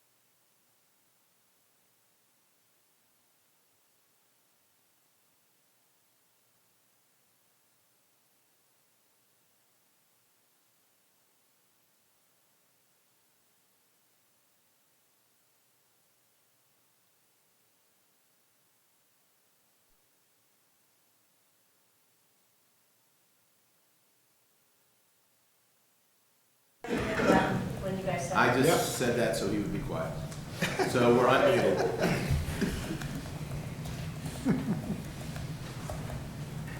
I think by combining different lines together is a good idea. Rather than dealing with, each one. It focuses it a little better. Yeah. I'm gonna go over that before we start writing down, I'm gonna go over the ones that have been merged, so we understand that. Okay, we're going to reconvene the meeting. Back in session. Thank you. Chris, you're up. We've combined some. We've got 1, 3, 16 combined. So if you vote for any one of those, you're voting for all of them together. And when I say vote, I'm going to ask you to write down the number. And in this case, I would just write number 1, if that was one of the ones you wanted. Don't try to, and instead of trying to write everything out, just write down the number of 5 of these that you think should be in the top 5. They don't have to necessarily be in your priority, but these are 5 out of this group. And then I'm going to ask each of you, when I go down through here, how many had number 1? And you raise your hand. How many had number 2? And by process of elimination, we will have hash marks beside the highest vote. So we have combined 1, 3, and 16. This is a big combo here. We combined 2, 17, 14, and 19. And when there's a hash mark through that number, that means don't write that number down. Find out what the corresponding is for it. 3 went to 1. Yeah, 3 was moved to 1, that's right.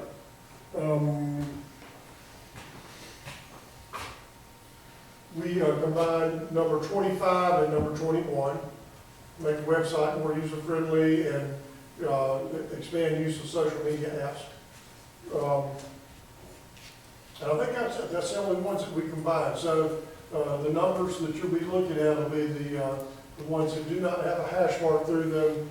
And when there's a combination, you write the main number so that we know which one that is. So everybody have a chance to write those down. And everything that's on the list will show on your bucket list for your council goals for the year. So all 29 of those things are going to be things that you're looking at, and that's what the public will see is that list, and then they'll see your top 5 come out of that.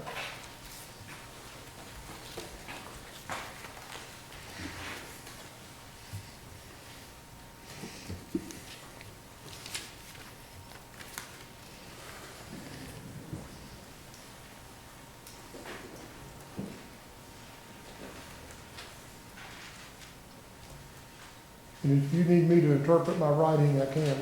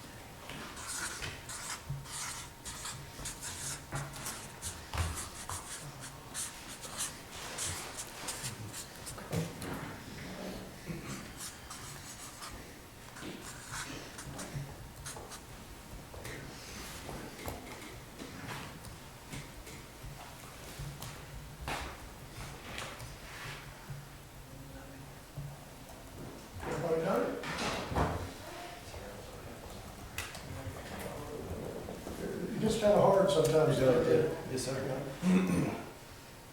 Aaron, you got your 5? I'm done. Okay, can I leave it done? Yes, I am. Remember we talked earlier about honor and integrity and all of that? There's no way in the world I can know if you've done it more than 5 times. So, trusting that whenever you raise your hand, that you've only done it 5 times, right? You have to self-police. Okay. Infrastructure, water, and hydrants, number 1. How many have that one? 1, 2, 3, 4, 5. Wow, it's good. Dinner's on the cheap tonight. Number 2, road paving schedule and so on. 1, 2, 3, 4, 5. Man, you guys already got it. And also on that project, that included Buckeye, so, yeah. Okay. Yeah, we combined. Number 4, trash debris, roadside pickup, yard debris and so on. 1, 2, okay? Yeah, it's like an auction, you gotta keep them up so I can see, what's wrong one? Sorry about that. Number 5, code enforcement, minimum standards. That doesn't mean you're not in favor of it, it's just not one priority, okay? Number 6, resource management, HR. Number 7, facilities, maintenance, repair to enhance efficiency. 1. Okay. Expanding storage space at the visitor center and parking, number 9. Okay. Number 10, cost savings program incentive. 1, 2, 3. Number 11, speed indicator boards for the PD. 1. You're being true to your shirt, you voted for them, so. Number 12, gravel on town roads. 1, 2. Number 13, let's see, was that a standalone? Was that, okay, so number 13, pave Osborne. 1.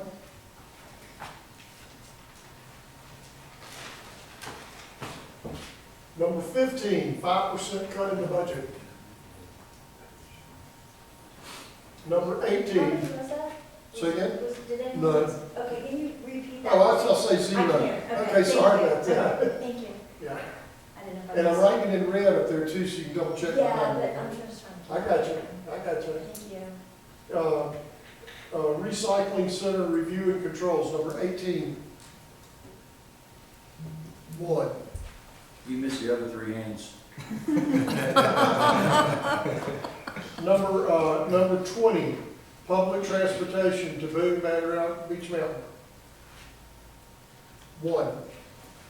Does that help, Cameron? Yes, it does. Thank you. Number 21 and number 25 combined, make website more user-friendly.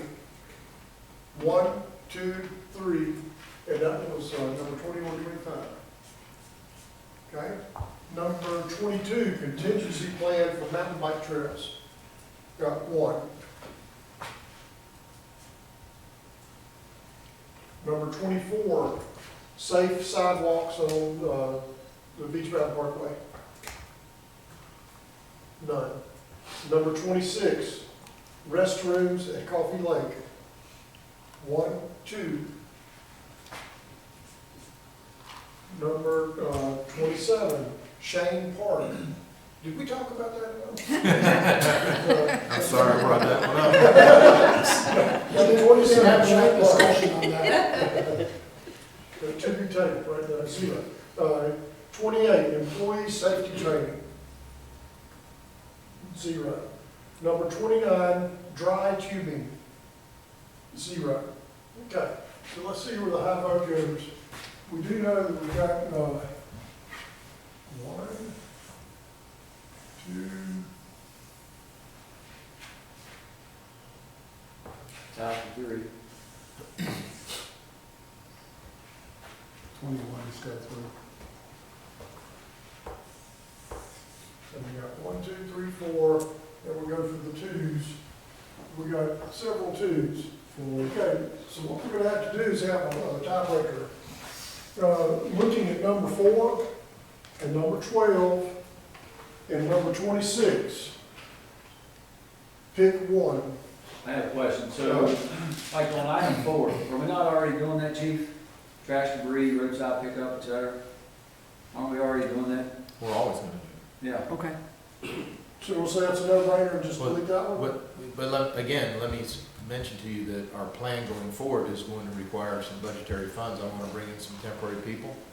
I want to put some equipment on the street. Yeah. So if you want that program to increase, there'll be budgetary funds required. Well, you'll bring this At a budget workshop? back to our attention? Sure. Since it was on the list as, Absolutely. okay. Well, and all of these are gonna stay on the list, regardless of whether they're talking about it. So I'm gonna take number 4 off, that still leaves us a couple of 2s. We've got number 12 and number 26. So, We'll eliminate 26. Did what? well, it may eliminate itself, who knows, let's just vote on it and see it. Yeah, it's tied with number 12. Okay. gravel town roads? Or Let's do just we vote. Well, that goes, do we go with the restrooms at Coffee Lake? that goes back to a question I asked Chief. Is that already in the budget to, more gravel and maintenance on? We will produce a budget which will have pretty much the status quo on graveling. If you want more gravel, and I think the reason that came up, it came from some of the public too, is what we're budgeting is not enough. If like paving, you move paving up, if gravel roads needs to be increased in the budget, I need to know that. We typically put in $80,000 for gravel stabilization. So the restrooms at Coffee Lake are tied to that gravel down No. there? No. No, okay. It's 2 and 2. That's what I was thinking. Is From a voting standpoint, yes. You need to So, vote on one. then number 26 becomes our fifth one? No, Just do a quick vote. Just do a vote. well, Okay. 26. the problem with 26 is to build the restrooms, it's $150,000-$200,000. So the question is, do we want to Well, yeah, make that a I'll- top I'll- priority, or do you want to make gravel more roads as a priority? Let's vote. Well, Yeah, that's, that's what I'm yeah, that's your So making what's the consensus? I have another question before we vote on. Gravel? I'm with 12. I'm a 12.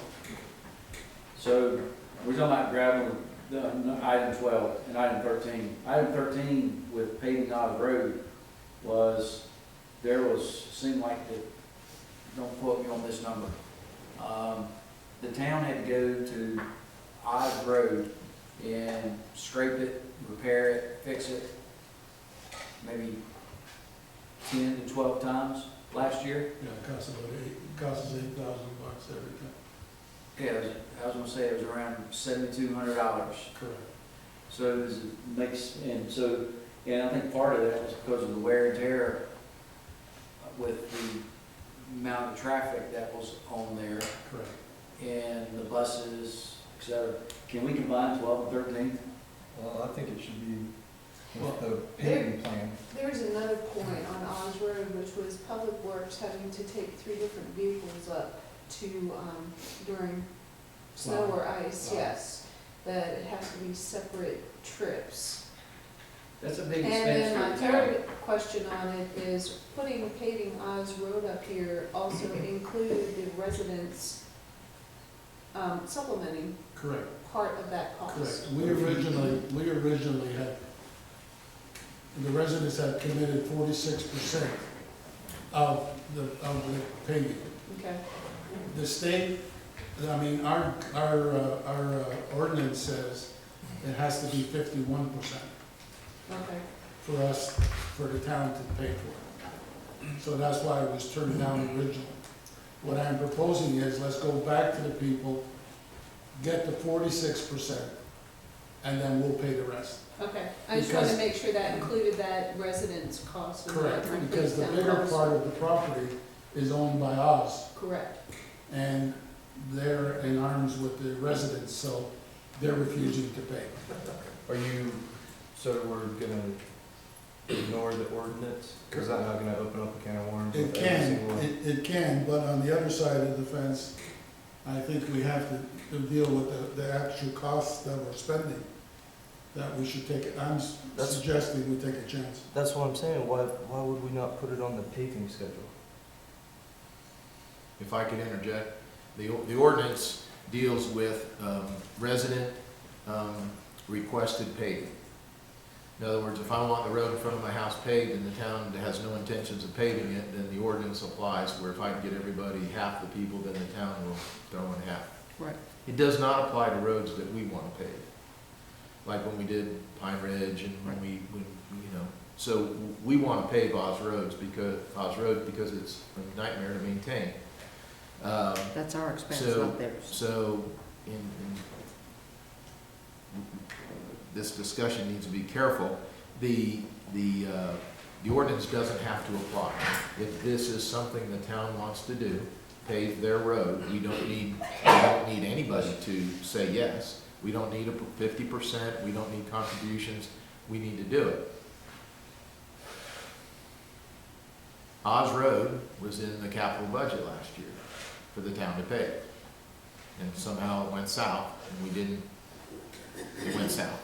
I thought it was in the budget. So, don't worry about the ordinance. If the town wants to pave a gravel road for whatever reason, and I'm saying we need to do it for maintenance and safety, we don't have to worry about the piece of the ordinance that is, resident driven if I want the road paved in front of my house. Does that make sense? Yes, sir. Yes, sir. I have a So question. don't worry about that Okay. if that's what you wanna do. I have a question then, what's the maintenance? I mean, is it where we pave it and the saving and maintenance pays for it in a year or two? It won't be a year. We had budgeted $164,000 in this budget we're in now to pave it. When it went south, we used that money to pave other roads. So I don't have the money to pave it for you, or we wouldn't be having this discussion. We're going up there 8 to 15 times a year. So what's the annual maintenance? If It's around $60,000. 60, yeah, about 60 grand. Notwithstanding that, and I've got a lot of labor involved. We've had accidents of town vehicles on the road in the winter. It's not a great road. It's in a bad place. It's shaded all the time. It's always got ice on it. There's a dozen reasons why it should be paved. And that's why we put it, I didn't, but that's why Public Works put it in the budget last year to get it done, and then it just went south. Let's just leave it at that. Yes, sir. So don't be concerned with the ordinance. Okay. If we've got some people who want to chip in, let's do it. That's why I'm careful, I didn't really want to say too much. So Oz Road should be maybe something that I bring to you in the budget and you not make it one of your priority lists. It only got a 1 anyway. The gravel roads is a different issue. We've got a lot of gravel roads. We haven't put the gravel into the stabilization, and we haven't taken as good care of the gravel roads as we could have and should have. We've moved resources in the last year or two. That's why you're hearing from the public. That's why it's on your list. As I said, we would budget about what we did last year, which was about $80,000 for gravel road stabilization. That won't begin to repair and get it back in the shape that I think the community wants. So the reason it's up there is if you want us to do more than just the maintenance, then I need to know that, and we need to put some dollars in the budget for you to take a look at. If 80,000, well, forget the dollars for a minute. If you believe that just maintaining what we have in the similar fashion we've done is what you want to do, then I need to know that, and we won't, and that won't be a priority, and we won't add extra dollars to it. But that's why it's coming up from the public, and that's why some of you have brought it up. Does that help? That Yes. budget for gravel roads also includes the back gate? The back gate we maintain. Okay. Uh, Yeah. Okay, we don't- just asking. Well, anything with roads before bathrooms with my vote. Me too. I tend to agree. I'll go along with that. Yeah, Me too. yeah. So what was that? So We came to number 12 12, roads. number 12 is our last Number one. 12 instead of, Number number 26. 26. Right. And you gonna put it with 26? So number 12 No, is sir, our we're fifth just- one. We're eliminating 26. Council 26. What'd I say? Oh, okay, just yes. Okay. So 12 is number 5. 12 is number 5, okay, yeah. Okay. Good enough. Well, there's your priorities: infrastructure, road paving schedule, cost savings program incentive, get where I can see, make website more user-friendly, and gravel on the town streets. Understand that all 29 of these will be on your list, and whenever you get a chance to bring in some of the others, you'll do them, but you're absolutely pushing to have those 5 done. Let me write them up here. Be thinking about which one of those you as a council member would like to be the champion, the ramrod for. Because we want to have a council member with their horsepower pushing it, sort of being the leader on it. So number 1, which is infrastructure.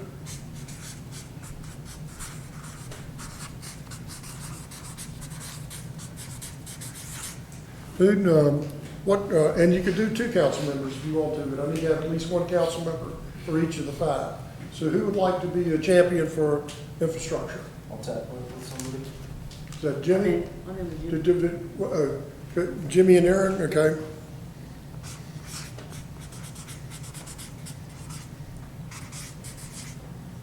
Two We hours, also one. put a time frame down of like 6 months for all these projects to be complete. And challenge the town manager for this. I tell you what, I'm gonna let the champions decide. Yeah. I'm gonna let the champions decide that. Ordinarily we have a who does what by when, and that's usually how you push things to action. The when.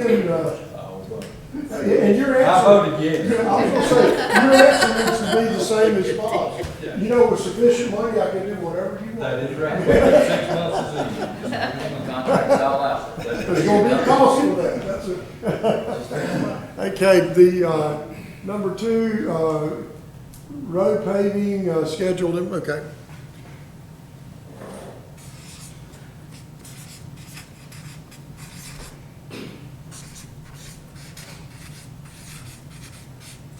I'll put my name on that one. That's all right? Okay. EI, right? Yep. Yes, sir. It's WAGNER. I love it, I love it. Anybody go, just you by yourself? I can help you. Anybody else? You can Okay. put my name I on think it. you'd be good for the website. That's what I'm going for. Well, and you can do more than one, it's okay, yeah. I like being alternates. The main thing is that it does have a champion and that somebody will keep it being pushed forward to be done in 6 months. I got 3, but. Yeah. Make the website more user-friendly. I'll put my name on that. I'll help Kelly. Perfect. Kelly and Aaron. But see, after Kelly wins the race this afternoon, she and Michaela are gonna be good buddies, and they're gonna start doing the world tour circuit. I do have something to interject really quickly, since we have our champions. There's a meeting next week, January 28th, with a website company that's gonna come in and give us their spiel. They're already doing the TDA's website, so it's Big Boom is who's coming. We had made that appointment last week. What was that again? The 28th. What time? Here at 10, I'll send you the email, but just Okay. heads up for that. Yep. I've got a meeting the very next day with another company as well. Oh, well, there you go. So Sean has, Couple people. Send me a text. okay, we'll send you, Yes, we'll keep invites. both of you in the loop. Yep, please, thank you. Oh, no, ma'am, I was speaking to Mr. May. Okay, so we've already got a volunteer for number 4, cost savings incentive. Jimmy's gonna jump on that. Anybody wanna help him? We're not doing much. He works well by himself. What are you doing? Hey, you call me grandpa, careful. And then lastly, gravel on town roads. Is that gonna be the mayor by default? Because he didn't That's have gonna an be okay. him.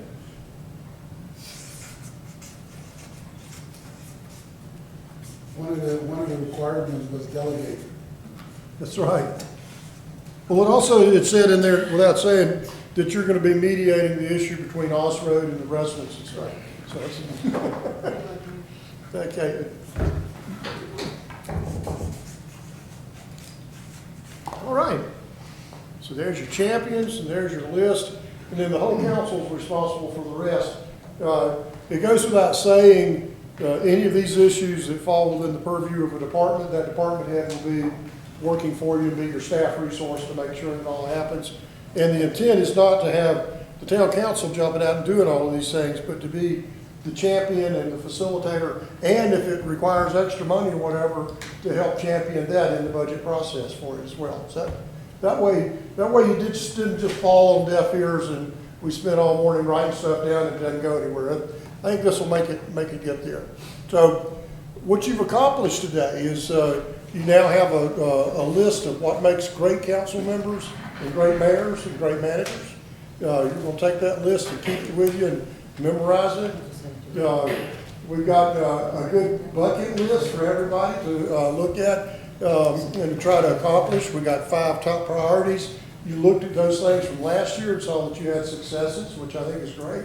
And frankly, I think I'm seeing a council that is working well together and on their way to being one of the best years Beach Mountain's had. So I think it's a good thing. So like I said, if Kelly gets off of the World Cup circuit and is able to Just don't watch Avery County Alerts later on tonight. Or listen to Avery County EMS station. And I heard Bob say something about he committed for 5 more years to sit on that. Yes, sir, that was correct. Yes. Yeah, Yeah. we voted on that too. Yeah, that's all in favor. Goes on the list. Well, I've thoroughly enjoyed this. This is, I feel like I've gotten a chance to know the folks at Beach Mountain a little better. And it was my sister town when I was over at Seven Devils. I was so excited whenever, beach and then sugar. And I was like, we got 3 ski resorts and so it's a neat place. I've always liked the town. So thank you for letting me come up here and help. Thank you. Well done. Thank you very Thank you. much. Chris, before you let him go, I just want to say to the council, we've got a unique opportunity right now, right here, if you've got a few minutes, is because we can legally discuss budget and vision, and I don't want to let this opportunity go. I've thoroughly got, I guess I enjoyed it today, but I got a lot out of it. And from the manager, I know exactly where you want us to go now, and we're going to start working today, producing a budget for you so that on July 1st, we have a map to move forward. But I didn't want today to go by and us all leave at 1 o'clock if there are some other issues we can legally discuss that we have a great opportunity here to do that. So anything on the budget you want to ask me, anything on brainstorming or any issues that you're wondering about that you want to ask me that we can work on between now and the next couple of days? In terms of the back gate, I think the back gate would be important, paving that for if we ever have an unfortunate situation like we did in Gothenburg. And then also, I think that it would hopefully create more economic development, bring more potential employees from the other side of the mountain this way.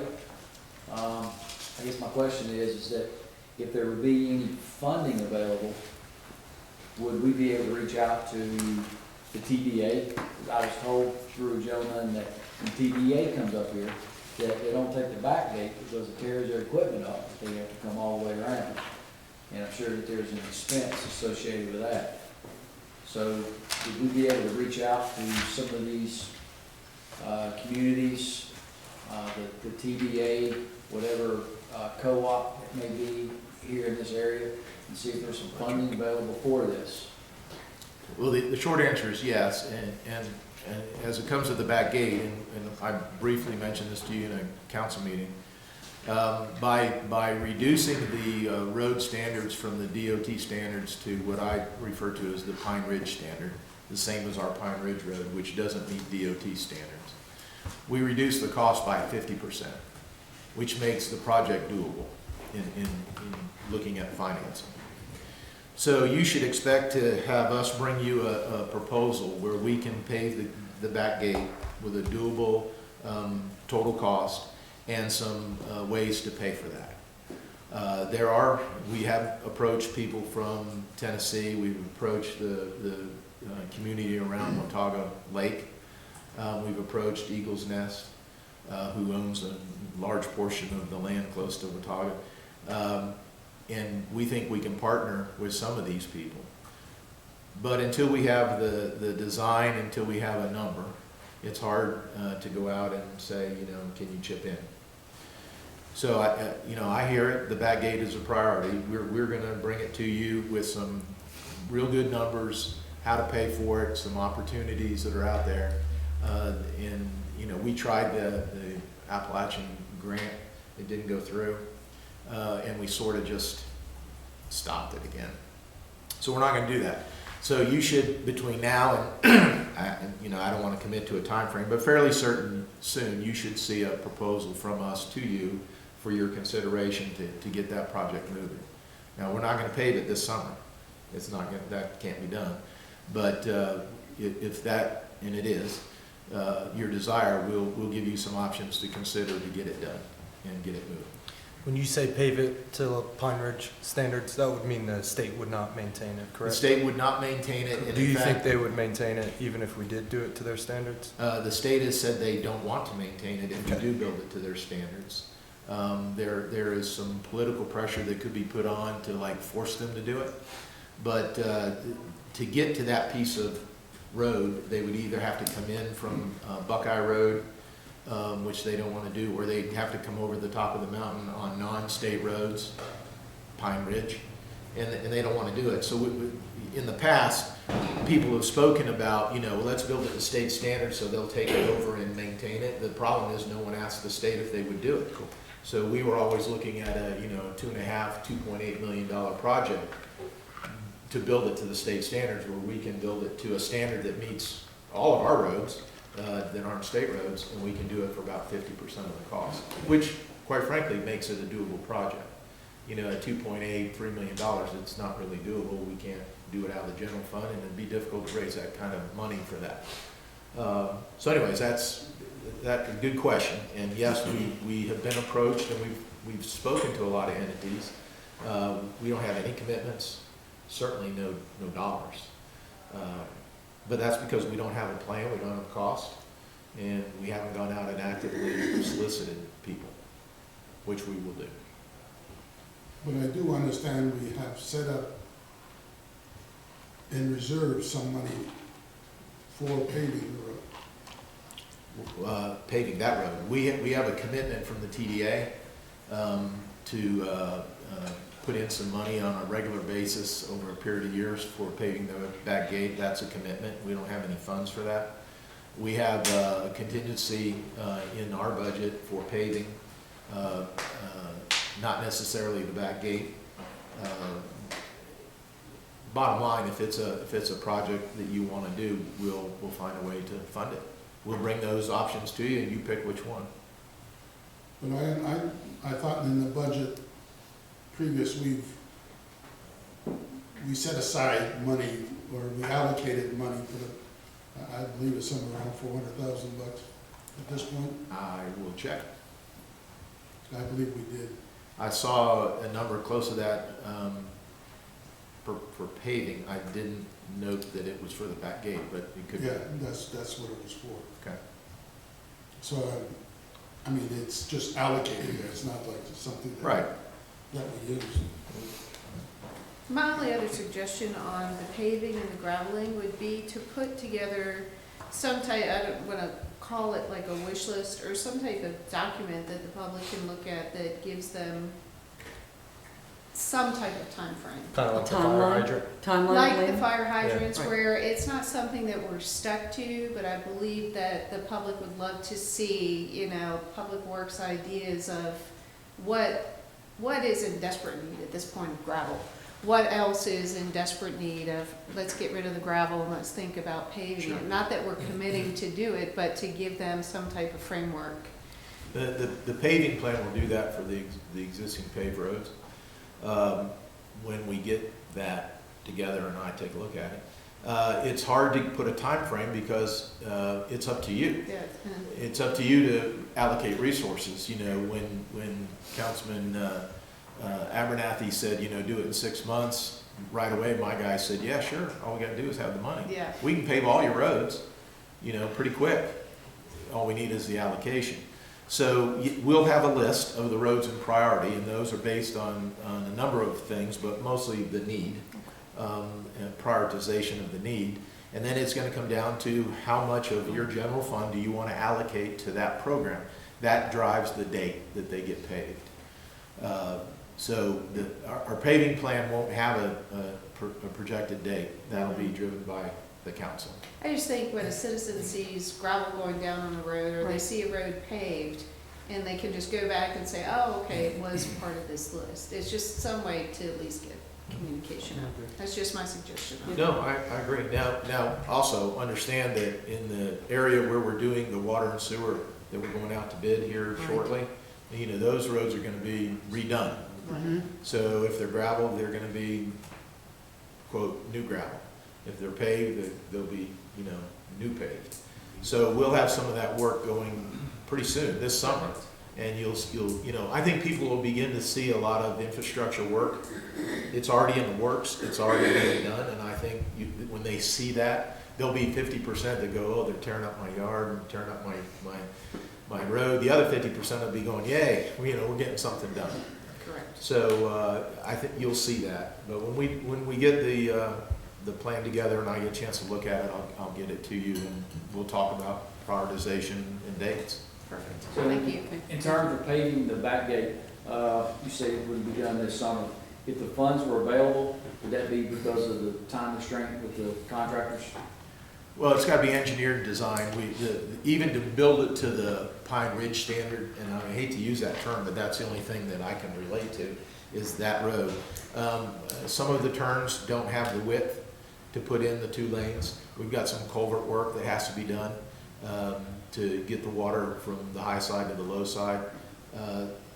So that has to be engineered, and I found that engineers are expensive and time consuming. Once it gets engineered, we've got to send it out to bid. That's usually pretty quick. And then we've got to get a paving contractor that would be a pretty good project. I think we'd have interest to get it done. But we've got to get a paving contractor in to do the work. So realistically, it's not going to be done this summer. But it's certainly doable if you give us the go-ahead and we decide on how to pay for it. It could be done a year from the next paving season. But again, you can't wait.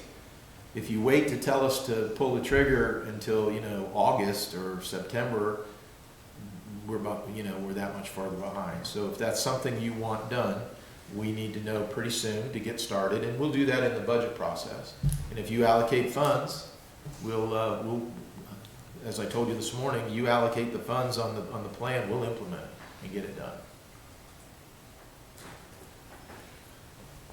Nothing else? Okay, good. Again, thank you very, very much. This is really helpful. I hope it was good for you that you spent the morning and early afternoon with us. Certainly, any questions you have, give me a call, shoot me an email.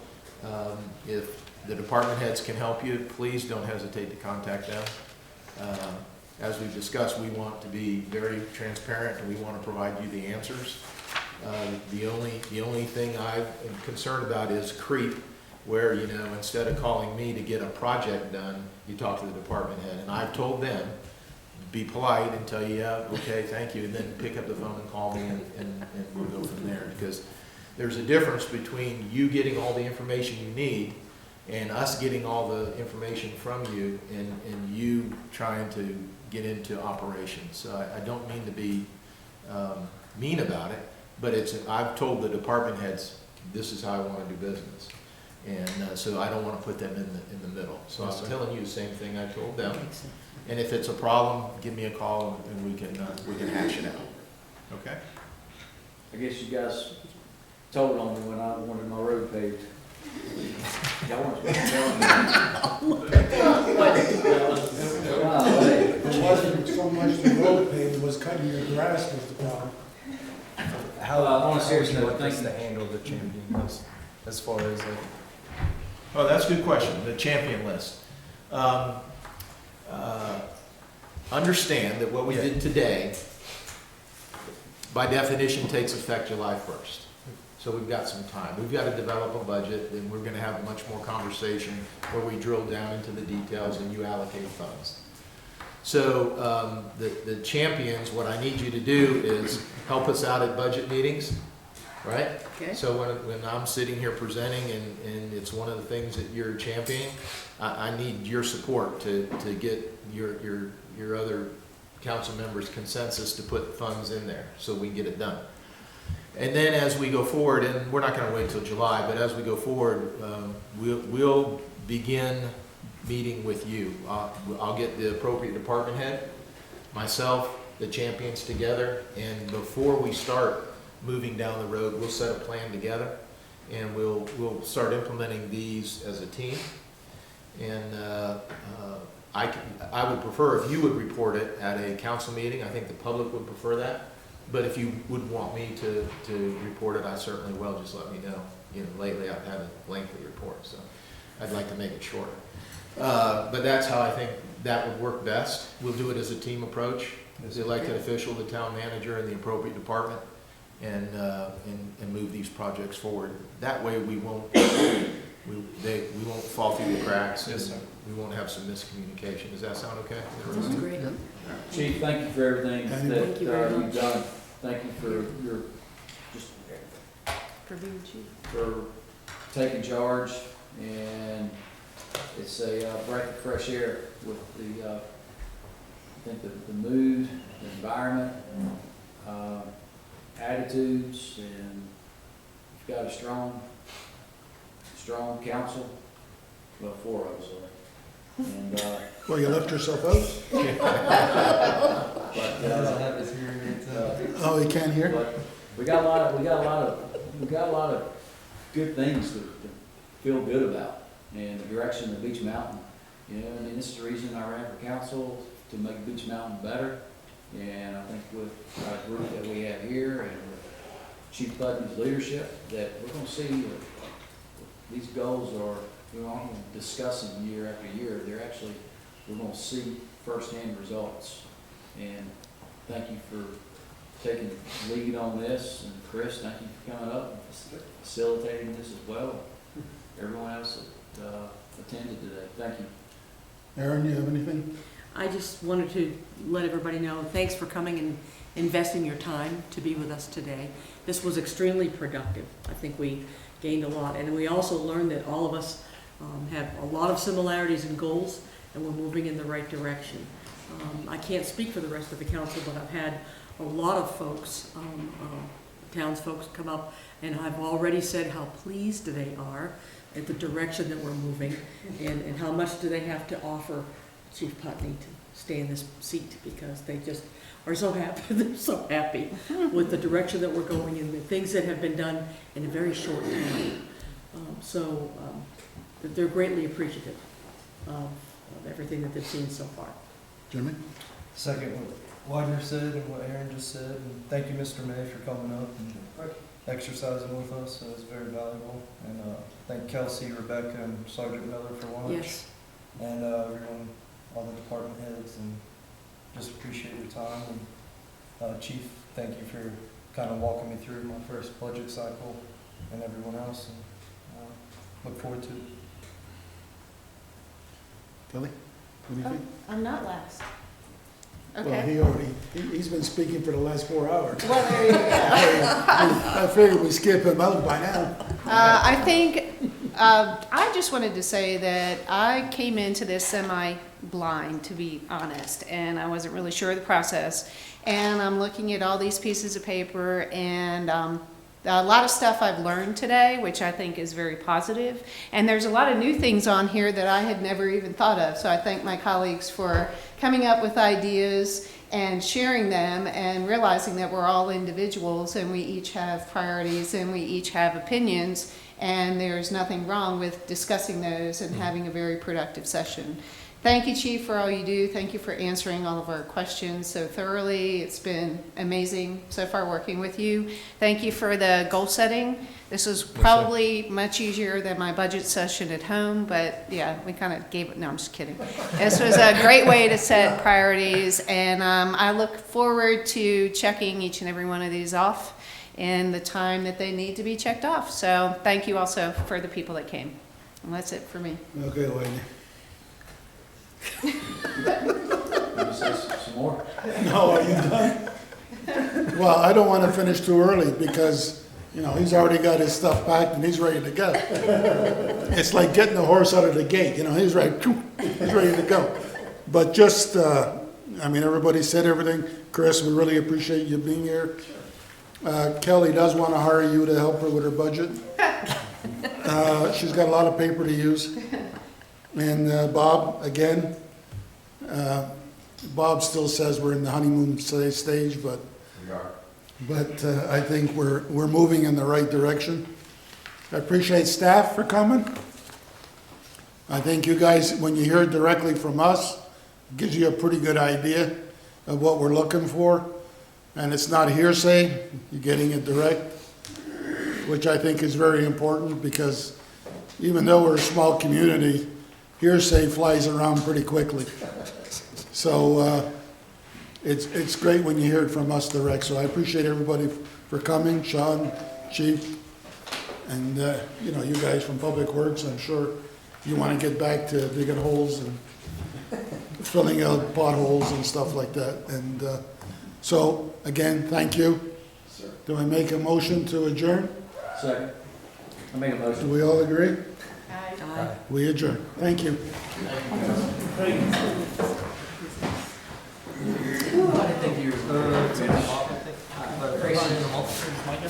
Maybe after.